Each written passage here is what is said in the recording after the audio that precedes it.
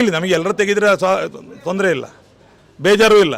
ಆದರೆ ಕೆಲವ್ರದ್ದು ಮಾತ್ರ ತೆಗೆದರೆ ನನ್ನೊಟ್ಟಿಗೆ ಬಂದರೆ ಈಗ ತೋರಿಸ್ತಾನೆ ಎಲ್ಲೆಲ್ಲಿ ಉಂಟು ಅಂತೇಳಿ. ಧರ್ಮಸ್ಥಳದವರೆಗೆ ಬರಬೇಕು ಮಾತ್ರ, ಎಲ್ಲ ಕಡೆ ತೋರಿಸ್ತಾನೆ ಎಲ್ಲೆಲ್ಲಿ ಅತಿಕ್ರಮಣಗಳಾಗಿದೆ ಅಂತೇಳಿ ಅದು ತೋರಿಸ್ತಾನೆ. ನೆರೆ ಹಬ್ಬರಲ್ಲಿ 25,000 ಎಕರೆ ಜಾಸ್ತಿ ಉಂಟು, ಇವರು ಮುಟ್ಲಿಕ್ಕೆ ಹೋಗ್ತಾರೆ. ಧೈರ್ಯ ಉಂಟಂತೆ ಈ ತಹಸೀಲ್ದಾರಿಗೆ. ಮಾತ್ರ ಅಲ್ಲ, ಇನ್ನೊಂದು, ಈ ತಹಸೀಲ್ದಾರಿಗೆ ಕನ್ನಡ ಓದಲಿಕ್ಕೆ ಬರೋದಿಲ್ಲ, ಬೇಜಾರು. ಕನ್ನಡ ಓದಲಿಕ್ಕೆ ಬರೋದಿಲ್ಲ ಈ ತಹಸೀಲ್ದಾರರಿಗೆ. ಇದನ್ನು ನೀವು ಎಲ್ಲ ಮಾಧ್ಯಮಗಳಿಗೆ ತಿಳಿಸ್ಬೇಕು. ಇಲ್ಲಿ ನಾವು ಕೊಟ್ಟಿದ್ದು ರಾಧಮ್ಮನ ಮನೆಯನ್ನು ಒಕ್ಕಲೆಬ್ಬಿಸಿದ್ದಾರೆ ತಪ್ಪು ಅಂತ ಹೇಳಿಕೊಂಡು ಇವರು ಇಲಾಖೆಗೆಲ್ಲ ತಿಳಿಸಿದ್ದಾರೆ, ನಮ್ಮ ಪೊಲೀಸ್ ಡಿಪಾರ್ಟ್ಮೆಂಟಿಗೆಲ್ಲ ರೇಣುಕನ ಮನೆ ಧ್ವಂಸ ವಿರುದ್ಧ ಹೋರಾಟಕ್ಕೆ ಬರ್ತಾ ಇದ್ದಾರೆ ಅಂತೇಳಿ. ಕನ್ನಡವೇ ಓದಲಿಕ್ಕೆ ಬಾರದಂಥ ಒಂದು ತಹಸೀಲ್ದಾರ್ ನಮಗಿದ್ದಾರೆ ಅಂತ ಹೇಳೋದು ನಮಗೆ ನಾಚಿಕೆ. ಅದರಲ್ಲಿ ಸ್ಪಷ್ಟವಾಗಿ ಬರೆದಿದೆ, ನಾವು ರಾಧಮ್ಮನಿಗೆ ಸಂಬಂಧಪಟ್ಟು ಬಂದದ್ದು, ನಾವು ಈ ರೇಣುಕನ ವಿಷಯಕ್ಕೆ ಬರೋದಿಲ್ಲ. ರೇಣುಕನ ವಿಷಯದಲ್ಲಿ ಅವ್ರು ನೋಡಿಕೊಳ್ಳಿ ಕೋರ್ಟಲ್ಲಿ. ನಮಗೆ ರಾಧಮ್ಮನ ವಿಷಯಕ್ಕೆ ಅದು ಪೊಲೀಸ್ ಇಲಾಖೆ ತಪ್ಪು ಮಾಡಿದೆ, ಇಲ್ಲಿ ಸ್ಪಷ್ಟವಾಗಿ ಕೊಟ್ಟಿದ್ದಾರೆ. ನಾವು ರಾಧಮ್ಮನ ಇದು ಎಂಥದ್ದು ರೇಣುಕನ ವಿಚಾರಕ್ಕೆ ಪ್ರತಿಭಟನೆ ಮಾಡಲಿಕ್ಕೆ ಅವಕಾಶ ಕೊಡಬೇಡಿ ಅಂತ ಹೇಳಿದ್ದಾರೆ. ನಮಗೆ ಪ್ರತಿಭಟನೆಗೆ ಪರ್ಮಿಷನ್ ಯಾರೂ ಕೇಳೋದಿಲ್ಲ, ನಾನು ಇದುವರೆಗೆ ಕೇಳಲಿಲ್ಲ. 95 ಇಸ್ವಿಯಿಂದ ಶುರು ಮಾಡಿದ್ದೇನೆ, ಆಮೇಲೆ ಹುಟ್ಟಿದವರು ಇದ್ದಾರೆ ಇಲ್ಲ ಅಧಿಕಾರಿಗಳಾಗಿ ಇರಲಿ. ಆದರೆ ನಾನು ಹೇಳುವಂಥದ್ದು ಮೈಕ್ ಪರ್ಮಿಷನ್ ಕೊಡಬೇಕಾಗಿತ್ತು. ಆದರೆ ಮೈಕ್ ಪರ್ಮಿಷನ್ ಈ ರೀತಿ ದಲಿತರ ಮನೆ ಧ್ವಂಸ ಆದಾಗ ಅಸ್ಪೃಶ್ಯರಾಗ್ತದೆ ನಮ್ಮ ಮೈಕಕ್ಕೆ ಗೊತ್ತಿಲ್ಲ, ಪೊಲೀಸ್ ಇಲಾಖೆಯವರು ಕೊಡಲಿಲ್ಲ. ಇನ್ನು ಒಳಗೆ ಮಾಡಬಾರ್ದು ಅಂತ ಹೇಳ್ತಾ ಇದ್ದಾರೆ. ಇದು ಮೊದಲಿನ ಕಾಲದಲ್ಲಿ ಇತ್ತು, ದಲಿತರೆಲ್ಲ ಒಳಗೆ ಬರಬಾರ್ದು, ಅವರ ನೆರಳು ಕೂಡ ಬಿಡಬಾರ್ದು ಅಂತೇಳಿ. ಹಾಗೆ ದಲಿತರು ಒಳಗೆ ಬರಬಾರದು ಅಂತೇಳಿ ಏನೋ ಗೊತ್ತಿಲ್ಲ. ಇರಲಿ, ಏನೇ ಇರಲಿ, ನಾವು ರೋಡಿಂದ ಆ ಕಡೆ ಮಾಡ್ತೇವೆ, ನಮಗೆ ಗಲಾಟೆ ಮಾಡಿ ಗೊತ್ತಿಲ್ಲ. ನಾವು ನ್ಯಾಯ ಮಾತ್ರ ಕೇಳೋದು. ನಮಗೆ ಪೊಲೀಸರಿಗೆ ತೊಂದರೆ ಆಗಬೇಕು, ತಹಸೀಲ್ದಾರಿಗೆ ತೊಂದರೆ ಆಗಬೇಕು ಅಂತಲ್ಲ. ಈಗ ಅತಿಕ್ರಮಣ ಕಾನೂನು ಬಾಹಿರ ಕಾನೂನು ಉಲ್ಲಂಘಿಸಿದ ತಹಸೀಲ್ದಾರ್ ಇದ್ದಾರಲ್ಲ, ಅವರನ್ನು ಇಲ್ಲಿಂದ ಓಡಿಸಬೇಕು ಅಷ್ಟೇ. ಅದು ಓಡಿಸೋ ಕೆಲಸ ನಾವು ಮಾಡಲಿಕ್ಕೆ ಆಗ್ತದೆ, ಸರ್ಕಾರ ಮಾಡಬೇಕು. ಆ ಕೆಲಸ ಸರ್ಕಾರಕ್ಕೆ ಬಿಟ್ಟದ್ದು. ಆದ್ದರಿಂದ ಈಗ ಇವರಿಗೆ ನಮ್ಮ ರಾಧಮ್ಮನಿಗೆ ನ್ಯಾಯ ಕೊಡಬೇಕು ಅಂತೇಳಿ ನಾವು ಹೋರಾಟಕ್ಕೆ ಬಂದಿದ್ದೇವೆ, ಹೋರಾಟ ಮಾಡ್ತೇವೆ ಅಷ್ಟೇ.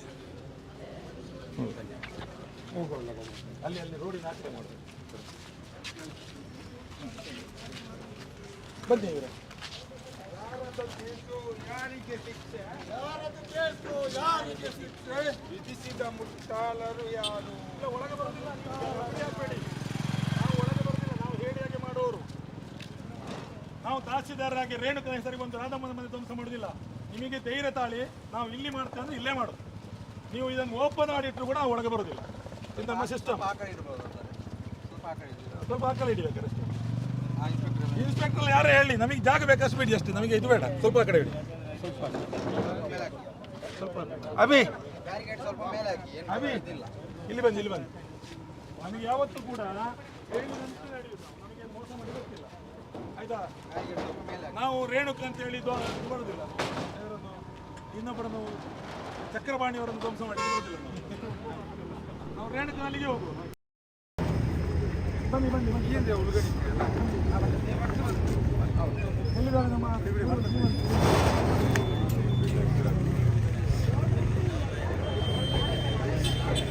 ಅಲ್ಲಿ ಹೋಗೋರಿಗೆ ತೊಂದರೆ ಕೊಡಬೇಡಿ, ನಾವು ಬರಲ್ಲ.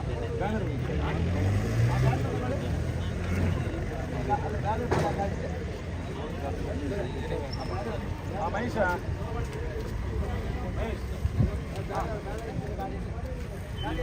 ಕಡಬದಲ್ಲಿ ಮತ್ತೆ ಮಾತಾಡ್ತಾರೆ ಕಡಬದಲ್ಲಿ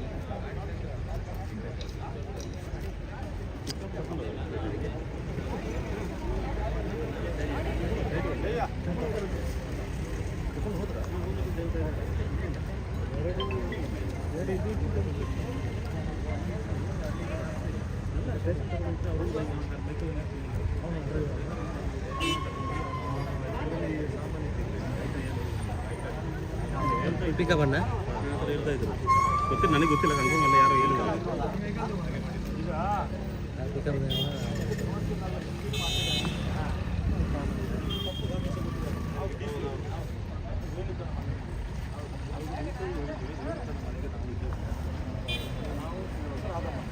ರಾಧಮ್ಮನಿಗೆ ಅಪ್ಡೇಟ್ ಮಾಡಿದ್ದಾರೆ, ಪೊಲೀಸ್ ಇಲಾಖೆ ಹೇಳಿಲ್ಲ, ತಾಲೂಕು ಆಫೀಸ್ ಹೇಳಿಲ್ಲ, ನಾನು ಎಷ್ಟು ಹೇಳ್ತೇನೆ.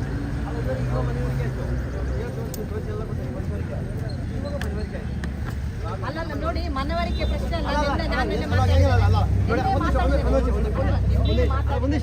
ಇವರಿಗೆ ಯಾರಿಗೂ ಗೊತ್ತಿಲ್ಲ. ಏನಂತ ಈ ಕೆಲಸದಾರರು, ಈ ಕಂದಾಯ ಇಲಾಖೆಯವರು ತಪ್ಪು ಸಂದೇಶವನ್ನು ಬೇರೆ ಕಳಿಸಿದ್ದಾರೆ. ಪತ್ರ ನೋಡಿ ಇವರಿಗೆ ಮನವರಿಕೆ ಯಾವ್ದು ಸತ್ಯ ಹೋದಂತ. ಈಗ ನೋಡಿ, ಪೊಲೀಸ್ ಇಲಾಖೆ ನಾವು ಮಾತಾಡಿ, ಎಸ್ ಪಿಯಲ್ಲಿ ಕೂಡ ನಾನೇ ಮಾತಾಡಿದ್ದು, ಮಾತಾಡುವಾಗ ಹೇಳಿದ್ದು ಹೇಳಿದ್ರೆ ಯಾವುದು ಸರ್ವೆ ನಂಬರ್ ಒಂದೇ ಬರ್ತದೆ ಅಂತ ಹೇಳಿ. ಎಲ್ಲ ಸರ್ವೆ ನಂಬರ್ ಅದ್ರಲ್ಲಿ ಈಗ 400 ಎಕರೆ ಭೂಮಿ ಇದೆ. ಸರ್ವೆ ನಂಬರ್ ಆದ್ರೆ ಎಲ್ಲರೂ ಡಮಾಲಿಷ್ ಮಾಡ್ತಾರಾ? ಅಲ್ಲ ಅದರಲ್ಲಿ 3000 ಎಕರೆ ಇದೆ. ಹಾಂ ಸರಿ, ಎಲ್ಲರೂ ಡಮಾಲಿಷ್ ಮಾಡ್ತಾರಾ ಅಲ್ವಾ? ಅದು ಮಾಡಲೇಬೇಕಲ್ವಾ ಮೇಡಮ್? ಅದೇ ನಾವು ಹೇಳೋದು, ತಪ್ಪು ಸಂದೇಶ ಕೊಟ್ಟವರು ಕಳ್ಳರು ಮಾತ್ರ ಯಾವಾಗಲೂ ತಪ್ಪು ಸಂದೇಶ ಕೊಡ್ತಾರೆ. ನೋಡಿ, AC ಅವರು ಬಂದು ತನಿಖೆ ಆದೇಶ ಮಾಡಲಿ, ಅದು ಯಾರ್ದು ಅಂತ ರಿಪೋರ್ಟ್ ಕೊಡಿ. ಅವರ FIR ಮಾಡಲಿ. ಈಗ ಎಷ್ಟು ಒಂದು ಅವರ ಸುಳ್ಳನ್ನು ಇಲ್ಲಿ ಸತ್ಯ ಮಾಡಲಿಕ್ಕೆ DC ವರೆಗೆ ಕೂಡ ಸುಳ್ಳು ಹೌದು, ಮಾಡಿ DC ಏನಂತೆ ಹೈಕೋರ್ಟಿಗೂ ಸುಳ್ಳು ಕೊಟ್ಟಿರೋದು. ಇನ್ನೇನು ಅದು ಸಹ 100% ಅಲ್ಲ. ಹೈಕೋರ್ಟ್ ಸರಿ ಕೊಟ್ಟರು ತೀರ್ಮಾನ ಅವ್ರು ಕೊಟ್ಟಿರೋದು ರೇಣುಕರ ವಿಚಾರದಲ್ಲಿ ರಾಧಮ್ಮನ ಕೊಡಲಿಲ್ಲ, ಅದನ್ನು ಸುಳ್ಳು ಮಾಡಿ ಕಳಿಸ್ತಾರಲ್ಲ.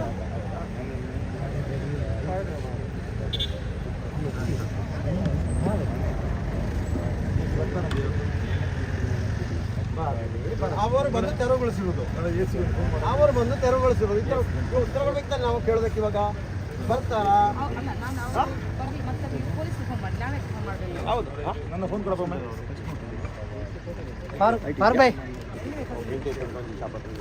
ಅವರ ಜೋಡ ನಾವು ಅವರಿಗೆ ಮನವಿಯನ್ನು ಕೊಟ್ಟಿದ್ದೇವೆ. ಅಭಿಷೇಕ್ ಅಭಿ ಮೊಬೈಲ್ ಫೋನ್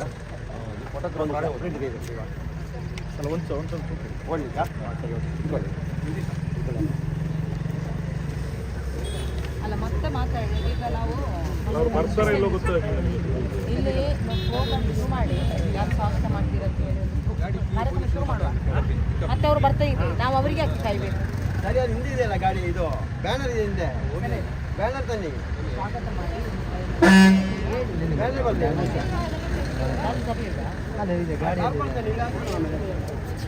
ಅಲ್ವಾ?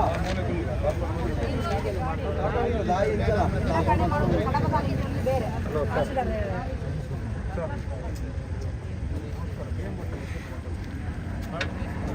ಎಲ್ಲ ತಾಲೂಕು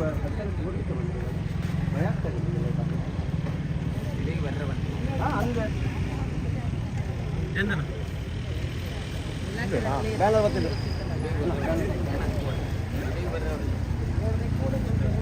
ಆನ್ಸರ್ ಬಿಡಿ ಬಿಡುವ.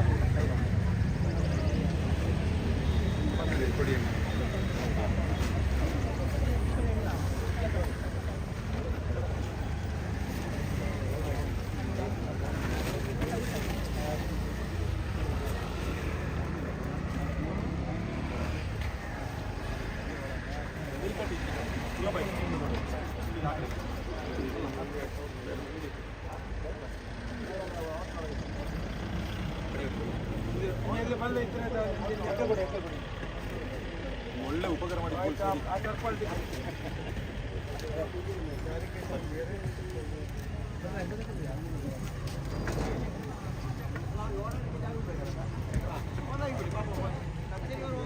ಅದಕ್ಕೆ ಅವರು ಹೋಗಿ ಬರ್ಲಿಕ್ಕೆ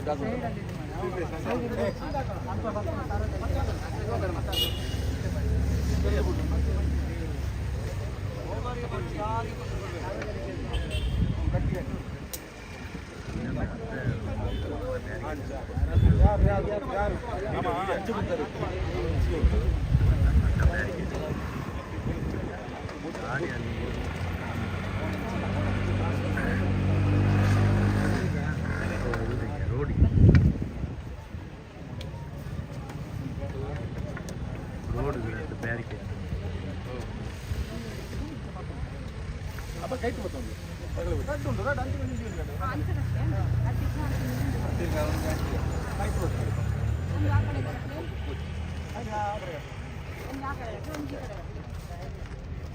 ಮೀಟರ್ ಫೋಟೋಗ್ರಾಫರ್ ಒಂದು ಲೆಕ್ಕ ಮಾಡ್ತಾರೆ, ಬಟ್ಟೆ ಒಂದು ಲೆಕ್ಕ ಮದುವೆ ಆಗಬೇಕು, ಶಾಸ್ತ್ರ ಗೀತ್ರ ಎಲ್ಲ ಮಾಡ್ತಾರೆ. ಫೋಟೋಗ್ರಾಫರ್ ಇದ್ದಾಗ ನಾವು ಸರಿ ಮಾಡಿ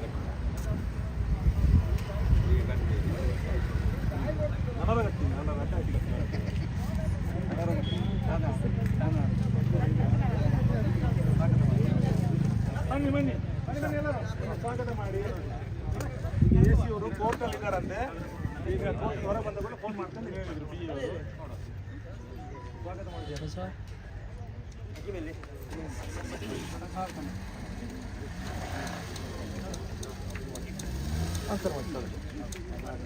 ಮೇಲೆ ಇತ್ತು ಮೇಲೆ ರೋಡ್ ಉಪದ್ರ ಕೊಡಿ, ಚಿಂಚಿ ಮೇಲೆ ಇತ್ತು ಮೇಲೆ ಗೋಲ್ಡ್ ಉಂಟು ಸಿಗ ಅಲ್ಲ ಗಾಡಿ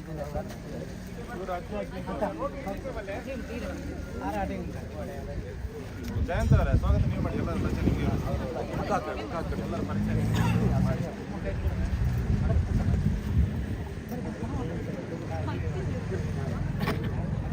ಎಲ್ಲರ ಪರಿಚಯ ಇದೆ. ಹೌದೌದು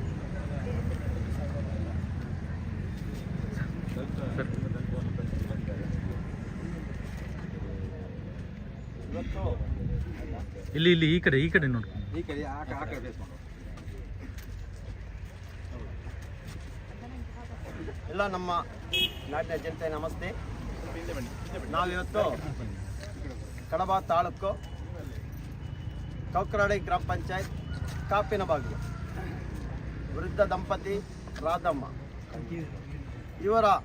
ಇವರು ವಾಸವಾಗಿರುವಂಥ ಮನೆಯನ್ನು ದಿನಾಂಕ 13/11/2024 ಬೆಳಿಗ್ಗೆ ಜಾವ 6:45 ಗಂಟೆಗೆ ಸರಿಯಾಗಿ ಕಡಬ ತಹಸೀಲ್ದಾರರು ಹಾಗೂ ಅವರ ತಂಡದವರು ಬಂದು ಏಕಾಏಕಿಯಾಗಿ ಸುಪ್ರೀಂ ಕೋರ್ಟ್ ಆದೇಶ ಏನಿದೆ ಅದನ್ನೆಲ್ಲ ಗಾಳಿಗೆ ತೂರಿ ಆ ವೃದ್ಧರು ಎಂಬ ಒಂದು ಮಾನವೀಯತೆ ನೆಲೆ ಇಲ್ಲದೆ ಆ ಮನೆಯನ್ನು ಕೆಳಗೆ ಹಾಕಿದ್ದಾರೆ. ಅಂದಿನಿಂದ ಇವತ್ತು 20ನೇ ತಾರೀಕು ಇಂದಿನ ತನಕ ರಾಜ್ಯ ಹೆದ್ದಾರಿ 37 ಧರ್ಮಸ್ಥಳ ಸುಬ್ರಹ್ಮಣ್ಯ ಕೊಕ್ಕಡೆಯಿಂದ ಒಂದು 2 ಕಿಲೋಮೀಟರ್ ದೂರ ಲೆಫ್ಟ್ ಸೈಡಲ್ಲಿ ಧರ್ಮಸ್ಥಳಕ್ಕೆ ಹೋಗ್ತಾ ಇರುವಾಗ ಲೆಫ್ಟ್ ಸೈಡು ಟೆಂಟ್ ಹೊಡೆದು ಅಲ್ಲೇ ವಾಸವಾಗಿದ್ದರು. ಮಳೆ ಗಾಳಿ ಬಿಸಿಲು ಎಲ್ಲವನ್ನೂ ಸಹಿಸ್ಕೊಂಡು ಮಲ್ಕೊಂಡಿದ್ರು. ಆದರೂ 20ನೇ ತಾರೀಕು ತನಕ ಕಂದಾಯ ಇಲಾಖೆಗೆ ಸಂಬಂಧಪಟ್ಟಂಥ ಇಲ್ಲರ ಮಾನವೀಯತೆ ನೆಲೆಯಿಂದ ಇರುವಂಥ ಯಾವುದೇ ಒಂದು ಇಲಾಖೆ ಅಧಿಕಾರಿಗಳಾಗಲಿ ಜನಪ್ರತಿನಿಧಿಗಳಾಗಲಿ ಯಾರು ಬಂದವರಿಗೆ ಒಂದು ಆಶ್ವಾಸನೆ ಒಂದು ಧೈರ್ಯ ತುಂಬ ಕೆಲಸವನ್ನು ಯಾರು ಮಾಡಿರಲಿಲ್ಲ. ಆ ಒಂದು ಕಾರಣದಿಂದಾಗಿ ನಾವು ಇವತ್ತು ಕಡಬ ತಾಲೂಕು ಕಚೇರಿ ಮುಂಭಾಗದಲ್ಲಿ ಪ್ರತಿಭಟನೆ ಮಾಡ್ತಾ ಇದ್ದೀವಿ. ಪ್ರತಿಭಟನೆ ಅಂದರೆ ಒಂದು ಅರ್ಧ ಗಂಟೆಗೆ ಇದು ಮುಗಿಸಿ ಹೋಗೋ ಪ್ರತಿಭಟನೆ ಅಲ್ಲ. ಇಲ್ಲಿಗೆ AC ಇಲ್ಲ DC ಬರಲೇಬೇಕು. ಇಲ್ಲ ಅವರಿಬ್ಬರೂ ಸೇರಿ ಇದನ್ನು ಹೊಡೆಸಿದರೆ ಅದಕ್ಕಿಂತ ಉನ್ನತ ಅಧಿಕಾರಿಗಳು ಬರಬೇಕು. ಬಂದು ಇದಕ್ಕೆ ಏನು ಪರಿಹಾರ ಕೊಡ್ತಾ ಅದು ಕೊಡಬೇಕು. ಅದಕ್ಕೋಸ್ಕರ ನಮ್ಮೊಂದಿಗೆ ಇವತ್ತು VM ಭಟ್ ಅವರು ಬೆಳ್ತಂಗಡಿಯವರು ಅವರು ನಮ್ಮೊಂದಿಗೆ ಕೈ ಜೋಡಿಸಿದ್ದಾರೆ. ಅದೇ ರೀತಿಯಲ್ಲಿ ಸಾಮಾಜಿಕ ಹೋರಾಟಗಾರರು ಹಕೀಮ್ ಕೊಕ್ಕಡ ಅವರು ಬೆಳ್ತಂಗಡಿ ತಾಲೂಕವರು ಅವರು ಅವತ್ತಿಂದ ಇಂದಿನ ತನಕ ಅದೇ ನಮ್ಮ VM ಭಟ್ ಅವರು ಅಷ್ಟೇ ಏನು 13ನೇ ತಾರೀಕಿಂದ ನಮ್ಮೊಂದಿಗಿದ್ದಾರೆ ಇಂದಿನ ತನಕ. ಹಕೀಮ್ ಅವರು ಅದೇ ಥರ ಇದ್ದಾರೆ. ಅದೇ ರೀತಿ KR ಪಕ್ಷದ ಜಿಲ್ಲಾಧ್ಯಕ್ಷರು ಕಾರ್ಯಕರ್ತರು ಅವರು ನಮ್ಮೊಂದಿಗಿದ್ದಾರೆ. ಅದೇ ಥರನೇ ಆ ಕೊಕ್ಕಡ ವ್ಯಾಪ್ತಿ ಅಂತ ಎಲ್ಲ ಮನನೊಂದ ಈ ಒಂದು ಮನೆಯವರಿಗೆ ನ್ಯಾಯ ಕೊಡಿಸ್ಬೇಕಂತ ಮನೆಯಲ್ಲಿ ಮನಸ್ಸಲ್ಲಿರುವಂಥ ಎಲ್ಲರೂ ಮುಂದೆ ಸೇರಿದ್ದಾರೆ. ಅದೇ ರೀತಿಯಲ್ಲಿ ಬೆಳ್ತಂಗಡಿಯಿಂದ ನಮ್ಮ ಮತ್ತು ಈಶ್ವರಿಯವರು ಅವರು ನಿನ್ನೆ SP ಹತ್ರ ಹೋಗ್ಲಿಕ್ಕೆ ಎಲ್ಲದಕ್ಕೂ ಒಂದಲ್ಲ ಒಂದು ರೀತಿಯಲ್ಲಿ ಇವಾಗ ನಾನೊಂದು AC ಕಚೇರಿಗೆ ಹೋದರೆ ಅವರೊಂದು SP ಕಚೇರಿಗೆ ಕರ್ಕೊಂಡು ಹೋಗ್ತಾ ಇದ್ದಾರೆ. ಹಕೀಮ್ ಅವರೊಂದು ಕಡೆ ನೋಡಿ ಠಾಣೆ ವ್ಯಾಪ್ತಿಯಲ್ಲಿ ಏನು ಕೆಲಸ ಅದನ್ನು ಮಾಡ್ತಾ ಇದ್ದಾರೆ. ಪ್ರತಿಯೊಂದು ಕಡೆಯಿಂದ ಒಬ್ಬೊಬ್ಬರು ಒಂದೊಂದು ಕೆಲಸ ಮಾಡ್ಕೊಂಡು ಇಲ್ಲಿ ಬಂದಿದ್ದೀವಿ. ಅದೇ ರೀತಿ ನಮ್ಮ ಹಾಂ ಹೌದು ಬೆಳ್ತಂಗಡಿ ದಲಿತ ಮುಖಂಡರು ಪೊಡಿಯ ಕಡಬ ಅವರು ಬೆಳ್ತಂಗಡಿ ಗುರು ಅಲ್ಲ ಚಿಂಕಲ ಇವರು ಬಂದಿದ್ದಾರೆ. ಎಲ್ಲರೂ ಬಂದಿದ್ದಾರೆ. ಪ್ರತಿಯೊಬ್ಬರು ಬಂದು ಕೈ ಜೋಡಿಸ್ತಾ ಇದ್ದಾರೆ. ಒಬ್ಬೊಬ್ಬರೇ ನಮಗೇನಂತಾರೆ ತನಿಖೆ ಆಗಬೇಕಿದು. ಆ ಮನೆ ಕಟ್ಟಿಕೊಡಿ ಕಾನೂನು ಚೌಕಟ್ಟಲ್ಲಿ ಏನಿದೆ ಆ ರೀತಿ ಹೊಡೆದಾಕಿ. ನೀವು ಇವಾಗ ಯಾರು ಹೊಡೆದಾಕಿದ್ದಾರೆ ಅಕ್ರಮವಾಗಿ ಪ್ರವೇಶ ಮಾಡಿ ಇದನ್ನು ಅಕ್ರಮವಾಗಿ ಅಂತ ಹೇಳ್ಬೋದು. ಅಂದರೆ ಮನೆಗೊಂದು ನೋಟಿಸು ಕೊಡದೆ ಹೇಳಿದ ಕಾನೂನು ನಿಯಮವನ್ನು ಉಲ್ಲಂಘನೆ ಮಾಡಿ ಮನೆ ಬಂದು ನೆಲಸಮ ಮಾಡಿದರೆ ಅದು ದಾದಾಗಿರಿ ರೌಡಿಸಮ್ ಆ ಥರ ಹೇಳ್ಬೋದು. ಇದಕ್ಕೆ ಇವರ ಮೇಲೆ FIR ಆಗಲೇಬೇಕು. ಇದು ತನಿಖೆ ಆಗಬೇಕು. ತನಿಖೆ ಆಗಿ ರಾಧಮ್ಮನ ಮನೆಯ ಹೊಡೆದಾಕಲಿಕ್ಕೆ ಯಾವ ನ್ಯಾಯಾಲಯ ಇಲ್ಲ ಯಾವ ಕೋರ್ಟ್ ಆದೇಶ ಇದೆ ಅದನ್ನು ಇವತ್ತು ತೋರಿಸ್ಬೇಕು. ಇವಾಗ ನಾವೇನಿಸ್ತೀವಿ ಒಂದು IAS ಆಫೀಸರ್ ಅಂದರೆ ಅವ್ರಿಗೆ ಸ್ವಲ್ಪ ನಾಲೆಜ್ ಇದೆ ಅಂತ ಅವ್ರು ಅದೂ ಇಲ್ಲದಂಗೆ ಮಾಡಿದಾರಲ್ಲ ಅವರು. ಅವರಾದರೂ ಇವಾಗ ಮೇಲಧಿಕಾರಿಯಿಂದ ಬಂತಪ್ಪ ಏನು ತನಿಖೆ ನಡೆಸಿ ಹೌದಲ್ಲ ನೋಡ್ಬೋದಿತ್ತು, ಅದೂ ನೋಡಿಲ್ಲ. ಸರಿ ಮೆಸ್ಕಾಂ ಅಧಿಕಾರಿಯನ್ನು ಕರೆಸಿದ್ರು ಬನ್ನಿ ಡಿಸ್ಕನೆಕ್ಟ್ ಮಾಡಿ ಅಂತ. ಅವರಿಗಾದರೂ ಲೊಕೇಶನ್ ನೋಡಿ, ಆ ಒಂದು ಲೀಸ್ಟ್ ನೋಡಿ, ಇಲ್ಲಿಂದ ಬೇಡ ಆ ಸ್ಪಾಟಿಗೆ ಬರುವಾಗ ಯಾವ ಮನೆ ಏನು ಕೇಳಿ ಅದನ್ನು ನಾನು ಮಾಡ್ಬೋದಿತ್ತು. ಆ ನೋಟದಲ್ಲಿ ಕೋಟೆನ ಇದ್ದರೆ ಇಂಥ ಮನೆ ಅಲ್ಲ ಅಂತ ಹೇಳ್ಬೋದು. ಆ ರೀತಿಯೆಲ್ಲ ನಿಲ್ಲಿಸ್ಬೋದು. ಅದನ್ನೂ ಮಾಡಿಲ್ಲ. ಯಾಕೆ ನಮ್ಮನ್ನು ಯಾರು ಕೇಳುವರಿಲ್ಲ. ಅಂದರೆ ಹಿಂದೆ ಪ್ರಭಾವಿ ವ್ಯಕ್ತಿಗಳಿದ್ದಾರೆ.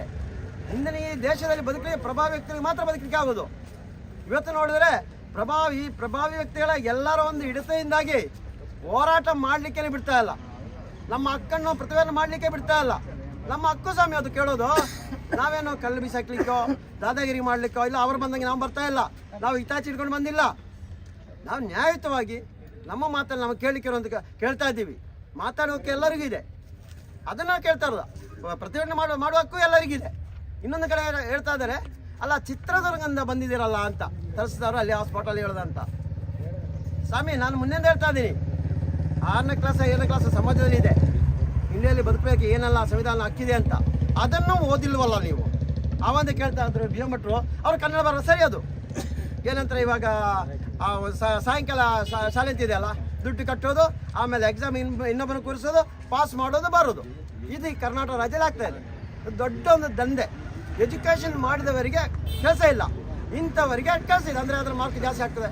ದುಡ್ಡು ಕೊಟ್ಟರೆ ಸಾಕು. ಒಂದು ಸಬ್ಜೆಕ್ಟಿಗೆ 4,000 5,000 10,000 ಇದೆ. ಒಂದೊಂದು ಶಾಲೆ ನಡೆಸ್ತಾ ಇದೆ ಇದು. ಅದು ಎಕ್ಸಾಮ್ ಆಗ್ತಾ ಇರೋದು 3ನೇ ಫ್ಲೋರು 4ನೇ ಫ್ಲೋರ್. ಯಾಕೆ ಕೆಳಗಡೆ ಬನ್ನಿ ಯಾರೋ ಬಂದರೆ ಗೊತ್ತಾಗುತ್ತೆ. ಅದು ಎಲ್ಲರೂ ಸೇರಿ ಮೀಡಿಯವರು ಬರಬಾರ್ದು, ಗೇಟ್ ಬಂದ್ ಮಾಡ್ತಾರೆ. ಅದರಲ್ಲೇ ಒಬ್ಬರು ಪಾಸ್ ಆಗಿರೋದೇ ಕಡಬ ತಹಸೀಲ್ದಾರರು.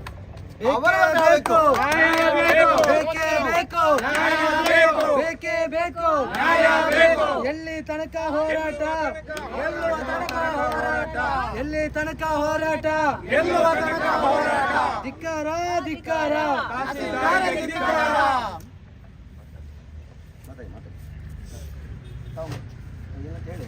ಇಲಾಖೆಯವರು ಇದ್ದಾರೆ. ಅದು ಅಲ್ಲದೆ ಇವತ್ತೇ ಅಲ್ಲ, ಪೊಲೀಸ್ ಇಲಾಖೆಯವರಿಗೂ ಒಂದು ತಪ್ಪು ಮಾಹಿತಿಯನ್ನು ಕಂದಾಯ ಇಲಾಖೆಯಿಂದ ಕಳಿಸ್ತಾ ಇದ್ರು. ಅದು SP ಇಂದ ಇಲ್ಲೇ ತನಕ. ಆದರೆ ಇವತ್ತಿಗೆ ಬಂದಿರುವ ಅಧಿಕಾರಿಗೂ ಮನದಟ್ಟಾಗಿದೆ ಇಲ್ಲಿ ಏನಾಗಿರೋದು.